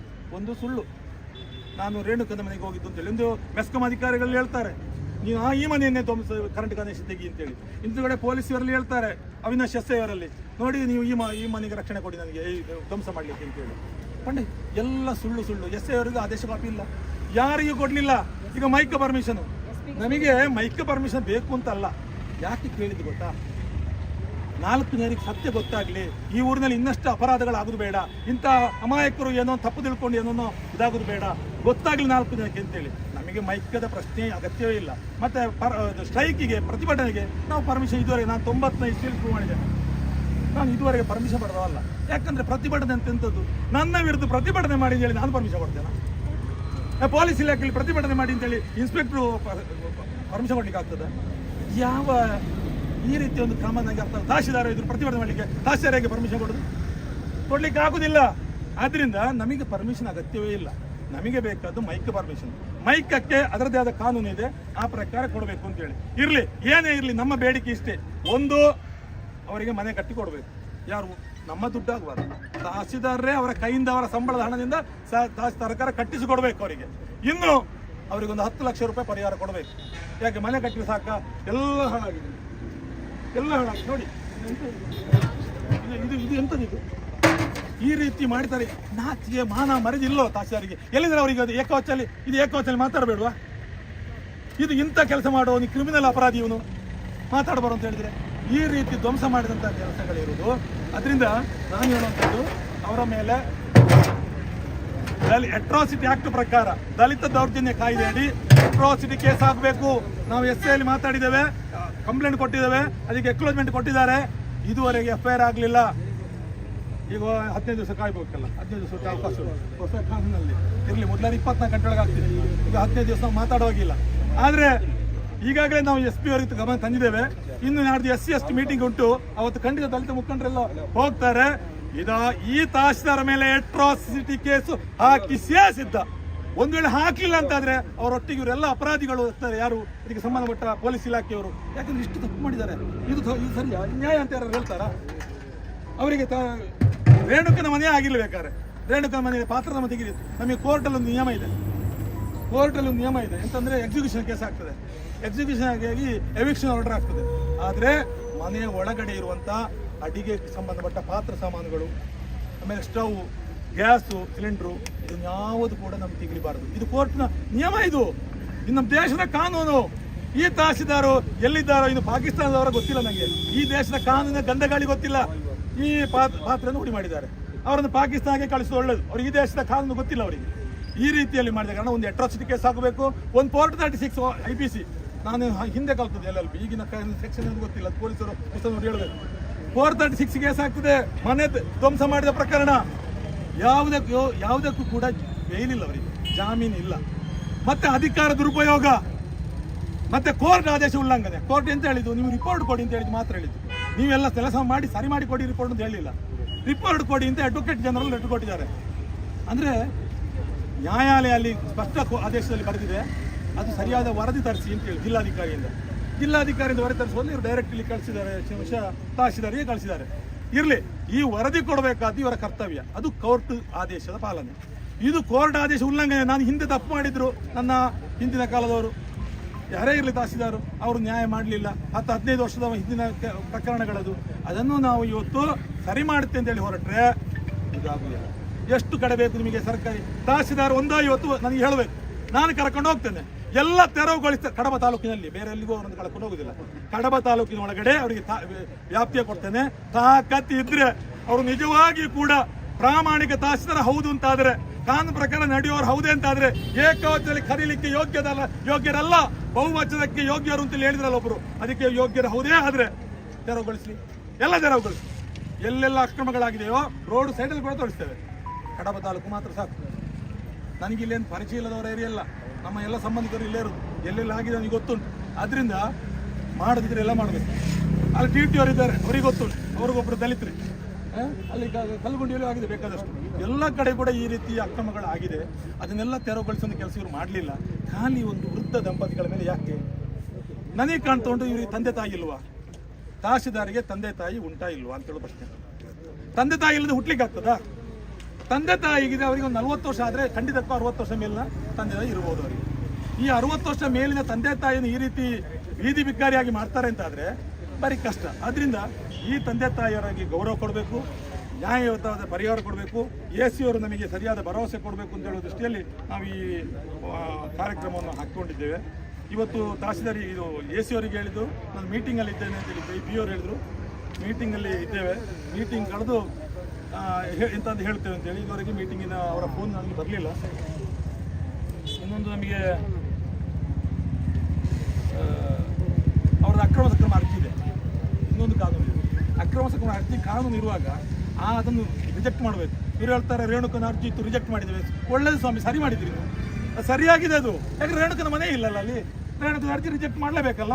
ಸತ್ಯ ಒಳ್ಳೆ ಇದ್ರ ಮೊದಲೇ ತಹಸೀಲ್ದಾರ್ ಇವರಲ್ಲ, ಇವರಿಗೆ ಒಳ್ಳೆ ಕೆಲಸ ಇರಲಿಲ್ಲ, ಅವರು ಮೊದಲೇ ತಹಸೀಲ್ದಾರ್ ಮಾಡಿದ್ದಾರೆ, ಅದು ರಿಜೆಕ್ಟ್ ಆಗಿದೆ. ಸರಿ, ರೇಣುಕನ ಮನೆ ರಿಜೆಕ್ಟೇ ಆಗಲಿ, ಅಡ್ಡಿ ಇಲ್ಲ. ನಾನು ಒಂದು ಕೇಳ್ತೇನೆ, ನಾನು ನೆಲ್ಯಾಡಿಯಲ್ಲಿ ಒಂದು ಹೋರಾಟ ಮಾಡಿದ್ದೆವು, ಅದು ಹೇಳಿ ನಾನು ಮುಗಿಸ್ತೇನೆ. ನೆಲ್ಯಾಡಿಯಲ್ಲಿ ಒಂದು ಹೋರಾಟ ಎಲ್ಲ ರಾಜಕೀಯ ಪಕ್ಷಗಳೆಲ್ಲ ಒಟ್ಟು ಸೇರಿ ಮಾಡಿದ್ವಿ. ನಾವು ಕಮ್ಯುನಿಸ್ಟರು ಬಂದಿದ್ದೇವೆ, ಬೇರೆ ಬೇರೆ ಪಕ್ಷದವರೆಲ್ಲ ಬಂದಿದ್ದಾರೆ, ಕಾಂಗ್ರೆಸ್ನವರು ಇದ್ದರು, ಎಲ್ಲರೂ ಇದ್ದರು, ನೀವು ಸಹ ಇದ್ರು ಕಾಡ್ತದೆ. ಯಾಕಂದರೆ ಒಂದು ಹೈಕೋರ್ಟ್ ಒಂದು ಆದೇಶ ಮಾಡಿದೆ, ಹೈವೇ ಸೈಡ್ ಸುಪ್ರೀಂ ಕೋರ್ಟ್ ಒಂದು ಆದೇಶ ಮಾಡಿದೆ, ಹೈವೇಯ ಸೈಡಲ್ಲಿ ಯಾವುದೇ ರೀತಿಯ ಇದು ಇರಬಾರ್ದು ಅಂತೇಳಿ. ಅದು ಬಾರ್ಗಳು ಇರಬಾರದು ಅಂತೇಳಿ ಹೇಳಿದೆ. ಯಾವುದು ಸುಪ್ರೀಂ ಕೋರ್ಟ್ ಆದೇಶ, ನಾವು ಅದರ ವಿರುದ್ಧ ಪ್ರತಿಭಟನೆ ಮಾಡಿದ್ವಿ. ಯಾಕೆ? ಸುಪ್ರೀಂ ಕೋರ್ಟ್ ಆದೇಶ ಪಾಲನೆ ಮಾಡಬೇಕಾ ಬೇಡವಾ? ಸುಪ್ರೀಂ ಕೋರ್ಟ್ ಆದೇಶ ಪಾಲನೆ ಮಾಡಬೇಕು ಅಂತಾದರೆ ಸುಪ್ರೀಂ ಕೋರ್ಟ್ ಆದೇಶ ಪಾಲನೆ ಮಾಡಿದಾಗ ಅಲ್ಲಿರುವಂಥ ಬಾರ್ಗಳನ್ನು ತೆಗಿಲಿಕ್ಕೆ ಆಗುದಿಲ್ಲ. ಯಾಕಂದ್ರೆ ಅಲ್ಲಿ ಬಂದ್ ಆಗಿದೆ. ಎಲ್ಲಿ ದಾರಿ ಮಾತ್ರ ಬಂದು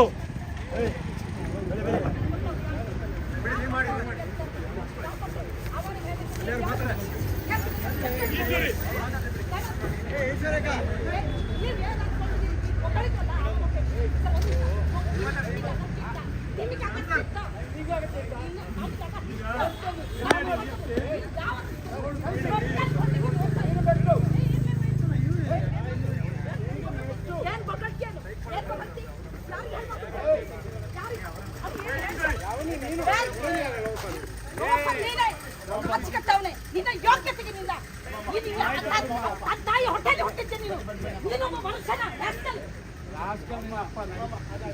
ನೀನು ಯಾರನ್ನು ಮಾತಾಡ್ದು ನಿನಗೆ ಲಾಫರ್ ಗೊತ್ತುಂಟ?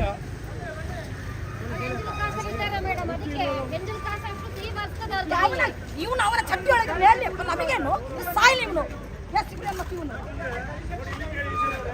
ಅವರ ಹಾಗೆ ನೀವಲ್ಲ. ಇದು ದಲಿತ ಸಂಘಟನೆ, ಅದಕ್ಕೆ 50 ವರ್ಷ ಇತಿಹಾಸವಿದೆ. ಅವರಾಗಿ ನಾವು ಯಾಕೆ ಆಗಬೇಕು? ತಹಶೀಲ್ದಾರಿಗೆ ಗೌರವ ಇಲ್ಲ. ಆದ್ರಿಂದ ನಾವು ಅವರ ಥರ ಆಗಬಾರ್ದು. ನಾವು ಮಾತ್ರ ಅಲ್ಲ, ಯಾರಿಗೂ ನಮಗೆ ಸಮಸ್ಯೆ ಆಗಬಾರ್ದು ನಮ್ಮಿಂದಾಗಿ. ಅದರಿಂದ ನಾನು ಹೇಳುವಂಥದ್ದು, ಅದೇ ಅಲ್ಲಿ ಬಾರನ್ನು ಮಾಡ್ತಾರೆ ನೋಡಿ.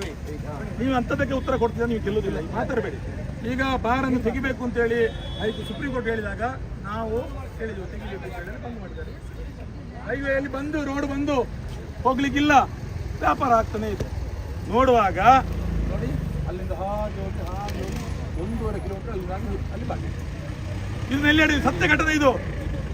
ಎಲ್ಲೋಗಿದ್ರೆ ಅವಾಗ ತಹಶೀಲ್ದಾರರು? ಆಯ್ತಾ? ಒಂದು. ಎರಡನೇದಾಗಿ ನಾನು ಕೇಳಿದೆ ಅವತ್ತು ಪ್ರತಿಭಟನೆಯಲ್ಲಿ ಎಲ್ಲ ಇದ್ರು, ಲೀಡರ್ ಸುಮಾರು ಜನ ಇದ್ರು. ನಾವು ಸಹ ರೋಡ್ ಬದಿಯಲ್ಲಿ ಇರುವ ಮನೆಗಳಿಗೆ ಡೈರೆಕ್ಟ್ ದಾರಿ ಇಲ್ಲದಾಗ ಮಾಡಿದ್ರೆ ಆಯ್ತಲ್ಲ, ಸೀದಾ ಸುತ್ತಾಗಿ. ಈ ರೀತಿಯಲ್ಲಿ ಇವತ್ತು ಅತಿಕ್ರಮಣವನ್ನು ರಕ್ಷಣೆ ಮಾಡುವಂಥ ತಹಶೀಲ್ದಾರ್ ಆಗಿದ್ದಾರೆ. ನಿಜವಾಗಿ ಹಕ್ಕು ಇರುವಂಥ ಅತಿಕ್ರಮಣವನ್ನು ನೆಲಸ ಮಾಡುವಂಥ ತಹಶೀಲ್ದಾರ್ ಆಗಿದ್ದಾರೆ. ಅದರಿಂದ ಅವರನ್ನು ಅಮಾನತು ಮಾಡಬೇಕು, ಇವರಿಗೆ ನ್ಯಾಯ ಕೊಡಬೇಕು, ಇವರಿಗೆ ಮನೆ ಕಟ್ಟಿ ಕೊಡಬೇಕು, ಪರಿಹಾರ ಕೊಡಬೇಕು. ಜೊತೆಗೆ ಆ ತಹಶೀಲ್ದಾರ್ ಅಟ್ರಾಸಿಟಿ ಕಾಯ್ದೆಯಡಿ, ಆ ದಲಿತ ದೌರ್ಜನ್ಯ ಕಾಯ್ದೆಯಡಿ ಪ್ರಕರಣ ದಾಖಲಾಗಬೇಕು ಅಂತ ಹೇಳುವ ಬೇಡಿಕೆಯನ್ನಿಟ್ಟು ನಾವು ಈ ಹೋರಾಟ ಮಾಡಿದ್ದೇವೆ. ಈಗ AC ಬಂದು ನಮಗೆ ಸರಿಯಾದ ಉತ್ತರ ಕೊಡಬೇಕು ಅಂತ ನಾವು ನಮ್ಮನ್ನು ಉದ್ದೇಶಿಸಿ ಮಾತಾಡಿದಂಥ CPMನ ಜಿಲ್ಲಾ ಕಾರ್ಯದರ್ಶಿ ಮಂಡಳಿ ಸದಸ್ಯರಾದ BM ಭಟ್ರಿಗೆ ಧನ್ಯವಾದಗಳು. ಈಗ ಈ ಒಂದು ಪ್ರತಿಭಟನೆಗೆ ಮಂಗಳೂರಿಂದ ಕೂಡ ದಲಿತ ಹಕ್ಕು ಹೋರಾಟ ಸಮಿತಿಯ ಜಿಲ್ಲಾ ಮುಖಂಡರಾಗಿರುವಂತಹ ಕೃಷ್ಣಪ್ಪ ಕೊಣಾಜೆ ಮತ್ತು ಕೃಷ್ಣ ತಣ್ಣೀರು ಭಾಗವಹಿಸಿದ್ದಾರೆ. ಈ ಒಂದು ಪ್ರತಿಭಟನೆಯನ್ನು ಉದ್ದೇಶಿಸಿ ಕೃಷ್ಣ ತಣ್ಣೀರು ಬಾವಿ ಮಾತಾಡಬೇಕು ಅಂತ ಹೇಳಿ ಅವರಲ್ಲಿ ವಿನಂತಿ ಮಾಡ್ತಾ ಇದ್ದೀವಿ. ಆತ್ಮೀಯ ಸಂಗಾತಿಗಳು, ಅಂಚೆನೆ 3 ಸೇರಿದಂಚಿನ ವಿವಿಧ ಸಂಘಟನೆಗಳ ಮುಖಂಡರು, ಈ ಒಂದು ಅವಮಾನೀಯ ಘಟನೆ ಈ ಕಡಪ ತಾಲೂಕು ನಡೆದಿದೆ. ಈ ಒಂದು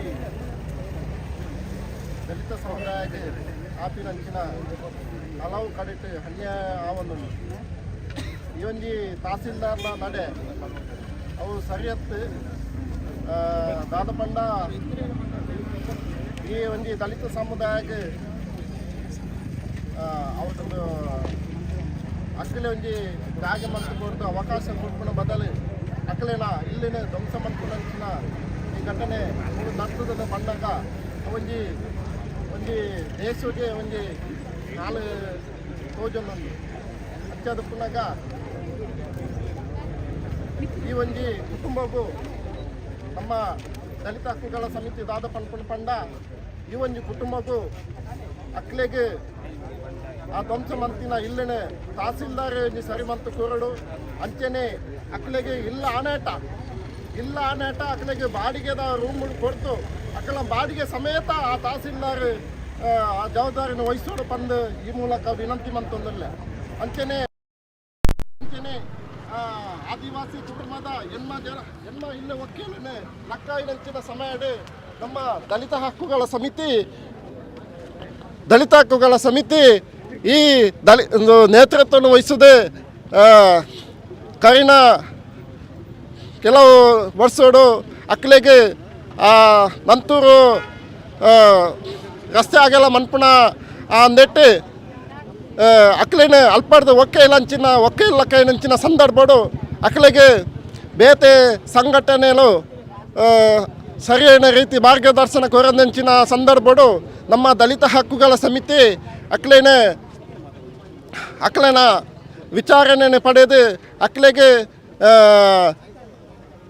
ಇಲ್ಲಿ ಜಾಗೆ ಆಪಿನಾಟ ಮುಟ್ಟ ಅತನ ಇಲ್ಲ ಆಪಿನ ಮುಟ್ಟ ಅಕ್ಲೆಗೆ ರೂಮ್ ವ್ಯವಸ್ಥೆ ಬಾಡಿಗೆದ ಇಲ್ಲು ಕೊಡ್ದು ಅಕ್ಲೇನ ಬಾಡಿಗೆನ ಸರ್ಕಾರನೇ ಕೊಡ್ಪನಂಚಿನ ಕೆಲಸನ ಈ ದಲಿತ ಹಕ್ಕುಗಳ ಸಮಿತಿ ಮಂತದನು ಅಂಚೆನೆ ಈ ಕುಟುಂಬಗೂ ಕೂಡಲೇ ಎರಡು ದಿನಟ್ಟು ಅಕ್ಲೆಗೆ ಬಾಡಿಗೆದ ವ್ಯವಸ್ಥೆದ ಇಲ್ಲದೆ ಮಂತದೆ ಅಕ್ಲೆಗೆ ಇಲ್ಲ ಆಪಣ ಆಟ ಮುಟ್ಟ ಆ ಬಾಡಿಗೆ ತಹಸೀಲ್ದಾರನ ವಹಿಸದೆ ಒಂದು ಇಲ್ಲಿನ ಅಕ್ಲೆಗೆ ವ್ಯವಸ್ಥಿತ ರೀತಿಡು ಎಡ್ಡ ರೀತಿಡು ಆ ಇಲ್ಲ ಒಂಜಿ ಕಟ್ಟಾದ ಕೊರಡೊಂದು ನಾನು ವಿನಂತಿ ಮಂತೊಂದುಲ್ಲೆ ಇಜ್ಜಿನ ಈ ಗೇಟ್ ಹತ್ತು ಎಂಕ್ಲ ಉಳ್ಳ ಇಲ್ಲ ಪೊಗ್ಗೆರ ಉಳ್ಳ ಎಂಕ್ಲ ಈತ ಜನ ಹತ್ತು ಇನ್ನು ಬೈದಿನಿ ಕುಟ ಹತ್ತು ಜನ ಉಳ್ಳ ಈ ಗೇಟ್ ಎಂಕ್ಲೆಗೆ ಲೆಕ್ಕನೆ ಹತ್ತು ಗೊತ್ತಾಯ್ತೆ ಈ ಗೇಟ್ ಎಂಕ್ಲೆ ಲೆಕ್ಕನೆ ಹತ್ತು ಎಂಕ್ಲ ಸಾಧಾರಣ ಎಲ್ಲೆ ಪ್ರಾಡ ಎಂಕ್ಲ ಹೋರಾಟ ಮಂತೊಂದು ಬೈದಿನಕಲು ಐಕಾದ ಮನ್ಪೆ ತಹಸೀಲ್ದಾರ ಮುಲ್ಪದ ತಹಸೀಲ್ದಾರನು ಅಮರನಾಥ್ ಮನ್ಪಡು ಬೇತೆ ತಹಸೀಲ್ದಾರನು ಈ ಕಡಬ ತಾಲೂಕು ಕೊರಡು ಬಂದು ಸರ್ಕಾರದನೇ ವಿನಂತಿ ಮಂತೊಂದಿಲ್ಲ ಅಂಚೆನೆ ಮಕ್ಕಳಿಗಳಂಚೆನೆ ಈತ ಇಲ್ಲಿ ದಂಸ ಮಂತದನು ಅಂಚೆನೆ ಹಕ್ಳೆಗಳ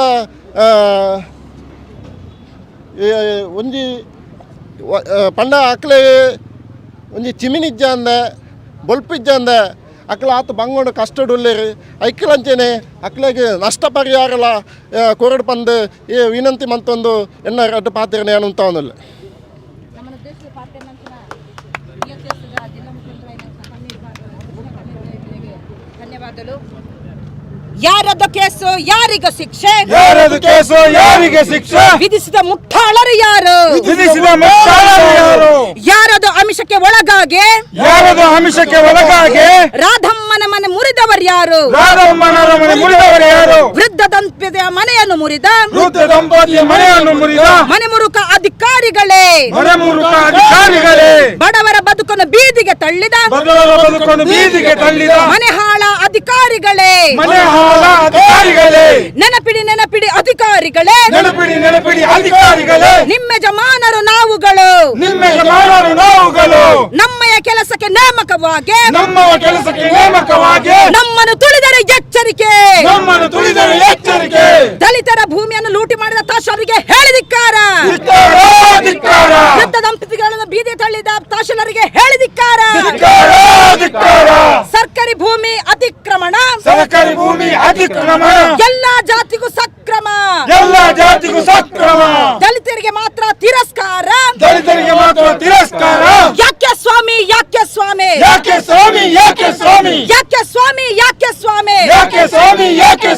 ವೃದ್ಧ ದಲಿತರನ್ನು ಬದುಕಲು ಬಿಡದ ಸರ್ಕಾರಕ್ಕೆ ಹೇಳಿದಿಕ್ಕಾರ, ಸರ್ಕಾರಿ ಭೂಮಿ ಅತಿಕ್ರಮಣ ಮಾಡಿದರೆ ಶ್ರೀಮಂತರಿಗೆ ಮಾತ್ರ ವಿನಾಯಿತಿ, ದಲಿತರಿಗೆ ಯಾಕಿಲ್ಲ ಅವಕಾಶ, ವೃದ್ಧರ ಬೀದಿಗೆ ತಳ್ಳುವವರೇ ನಿಮ್ಮ ಅಪ್ಪ ಅಮ್ಮನ ವೃದ್ಧರು ಅಲ್ಲವೇ, ವೃದ್ಧರಿಗೆ ಗೌರವ ಕೊಡದ ಅಧಿಕಾರಿಗಳಿಗೆ ಹೇಳಿದಿಕ್ಕಾರ, ದಲಿತರ ಏಳಿಗೆ ಎನ್ನುವ ಸರ್ಕಾರ ದಲಿತರ ಬೀದಿಗೆ ತಳ್ಳುವುದೇ, ಸುಳ್ಳಿನ ಕಥೆಯನ್ನು ಕಟ್ಟುತ್ತ ಎಂದು ದಲಿತರ ಮನೆಯನ್ನು ಕೆಡಹಿದರೆ ರೇಣುಕ ಮನೆಯನ್ನು ಕೆಡಹಲು ಎಂದು ಮಾಡಿದ ಕಂದಾಯ ಇಲಾಖಾದೇಶ ರೇಣುಕನ ಮನೆಯನ್ನು ಹುಡುಕದೆ ನೀವು ಬಡ ರಾಧಮ್ಮನ ಮನೆಯನ್ನು ಕೆಡವಿರಿ ಯಾಕೆ, ಕಾನೂನು ಬಾಹಿರ ಅಧಿಕಾರ ನಡೆಸುವ ಬಡವರ ಮನೆಯನ್ನು ಧ್ವಂಸ ಮಾಡುವ ದಲಿತರಿಗೆ ಇಲ್ಲಿ ಬದುಕಲು ಬಿಡದ ತಹಶೀಲ್ದಾರರಿಗೆ ಧಿಕ್ಕಾರ, ತಹಶೀಲ್ದಾರನ ಅವಮಾನ ಮಾಡಿ ತಹಶೀಲ್ದಾರನ ಅಮಾನತುಗೊಳಿಸಿ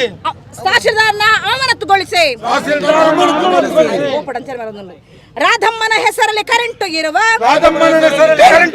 ರಾಧಮ್ಮನ ಹೆಸರ ರೇಷನ್ ಕಾರ್ಡ್ ನೀಡಿದ ಆಧಾರ್ ಪಾನ್ ಎಲ್ಲ ದೊರೆತ ಆಧಾರ್ ಕಾನು ಎಲ್ಲ ದೊರೆತ ರಾಧಮ್ಮನ ಮನೆಯ ಧ್ವಂಸ ಏಕೆ ರಾಧಮ್ಮನ ಮನೆಯ ಧ್ವಂಸ ಯಾಕೆ ರೇಣುಕನ ಹೆಸರಲ್ಲಿ ದಾವೆ ಇರಲು ರೇಣುಕ ಹೆಸರಲ್ಲಿ ದಾವೆ ಇರಲು ರೇಣುಕರ ಮನೆಯನ್ನು ತೆಗೆಯಲು ಬಂದು ರೇಣುಕರ ಮನೆಯನ್ನು ತೆಗೆಯಲು ಬಂದು ಯಾರ್ಯಾರ ಮನೆಯನ್ನು ಧ್ವಂಸಗೊಳಿಸುವ ಯಾರ್ಯಾರ ಮನೆಯನ್ನು ಧ್ವಂಸಗೊಳಿಸುವ ತಹಶೀಲ್ದಾರ ಮೇಲೆ ಕೇಸು ದಾಖಲಿಸಿ ತಹಸೀಲ್ದಾರ ಮೇಲೆ ಕೇಸು ದಾಖಲಿಸಿ ದಲಿತರ ಮೇಲೆ ದೌರ್ಜನ್ಯ ಎಸಗಿದ ದಲಿತರ ಮೇಲೆ ದೌರ್ಜನ್ಯ ಎಸಗಿದ ಕಡಬ ತಾಲೂಕಿನ ತಹಶೀಲ್ದಾರನ್ನು ಕಡಬ ತಾಲೂಕಿನ ತಹಸೀಲ್ದಾರನು ದಲಿತ ದೌರ್ಜನ್ಯ ಕಾಯ್ದೆಯಡಿ ದಲಿತ ದೌರ್ಜನ್ಯ ಕಾಯ್ದೆಯಡಿ ಜೈಲಿಗೆ ತಳ್ಳಿ ಜೈಲಿಗೆ ತಳ್ಳಿ ಜೈಲಿಗೆ ತಳ್ಳಿ ಜೈಲಿಗೆ ತಳ್ಳಿ. ನಾನು ಇರ್ಬಾತಿರ್ಬಾರ ಏರ್ಬಾತಿರ್ಬೇರು ಏರ್ಬಾತಿರ್ಬೇರು ಏರ್ಬಾತಿರ್ಬೇರು ಯಾರು ಮಾತಾಡ್ತೀರಿ ಆರಲ್ಲಿ ಜೇನ್ ಜೇನ್ದಣ್ಣ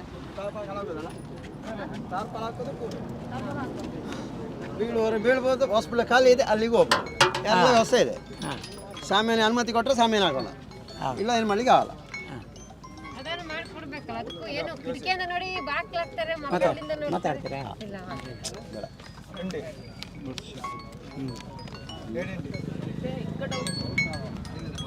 ఏసీ గురియన్న ప్రాంతానికి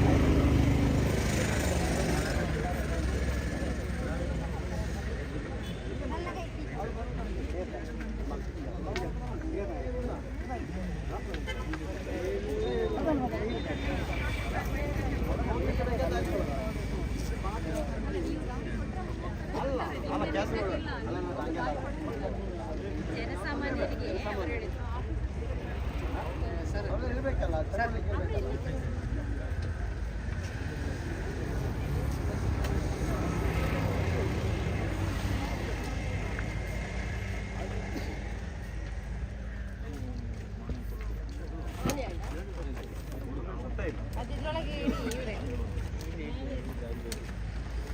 ಖಾಲಿ ಆಯ್ತು.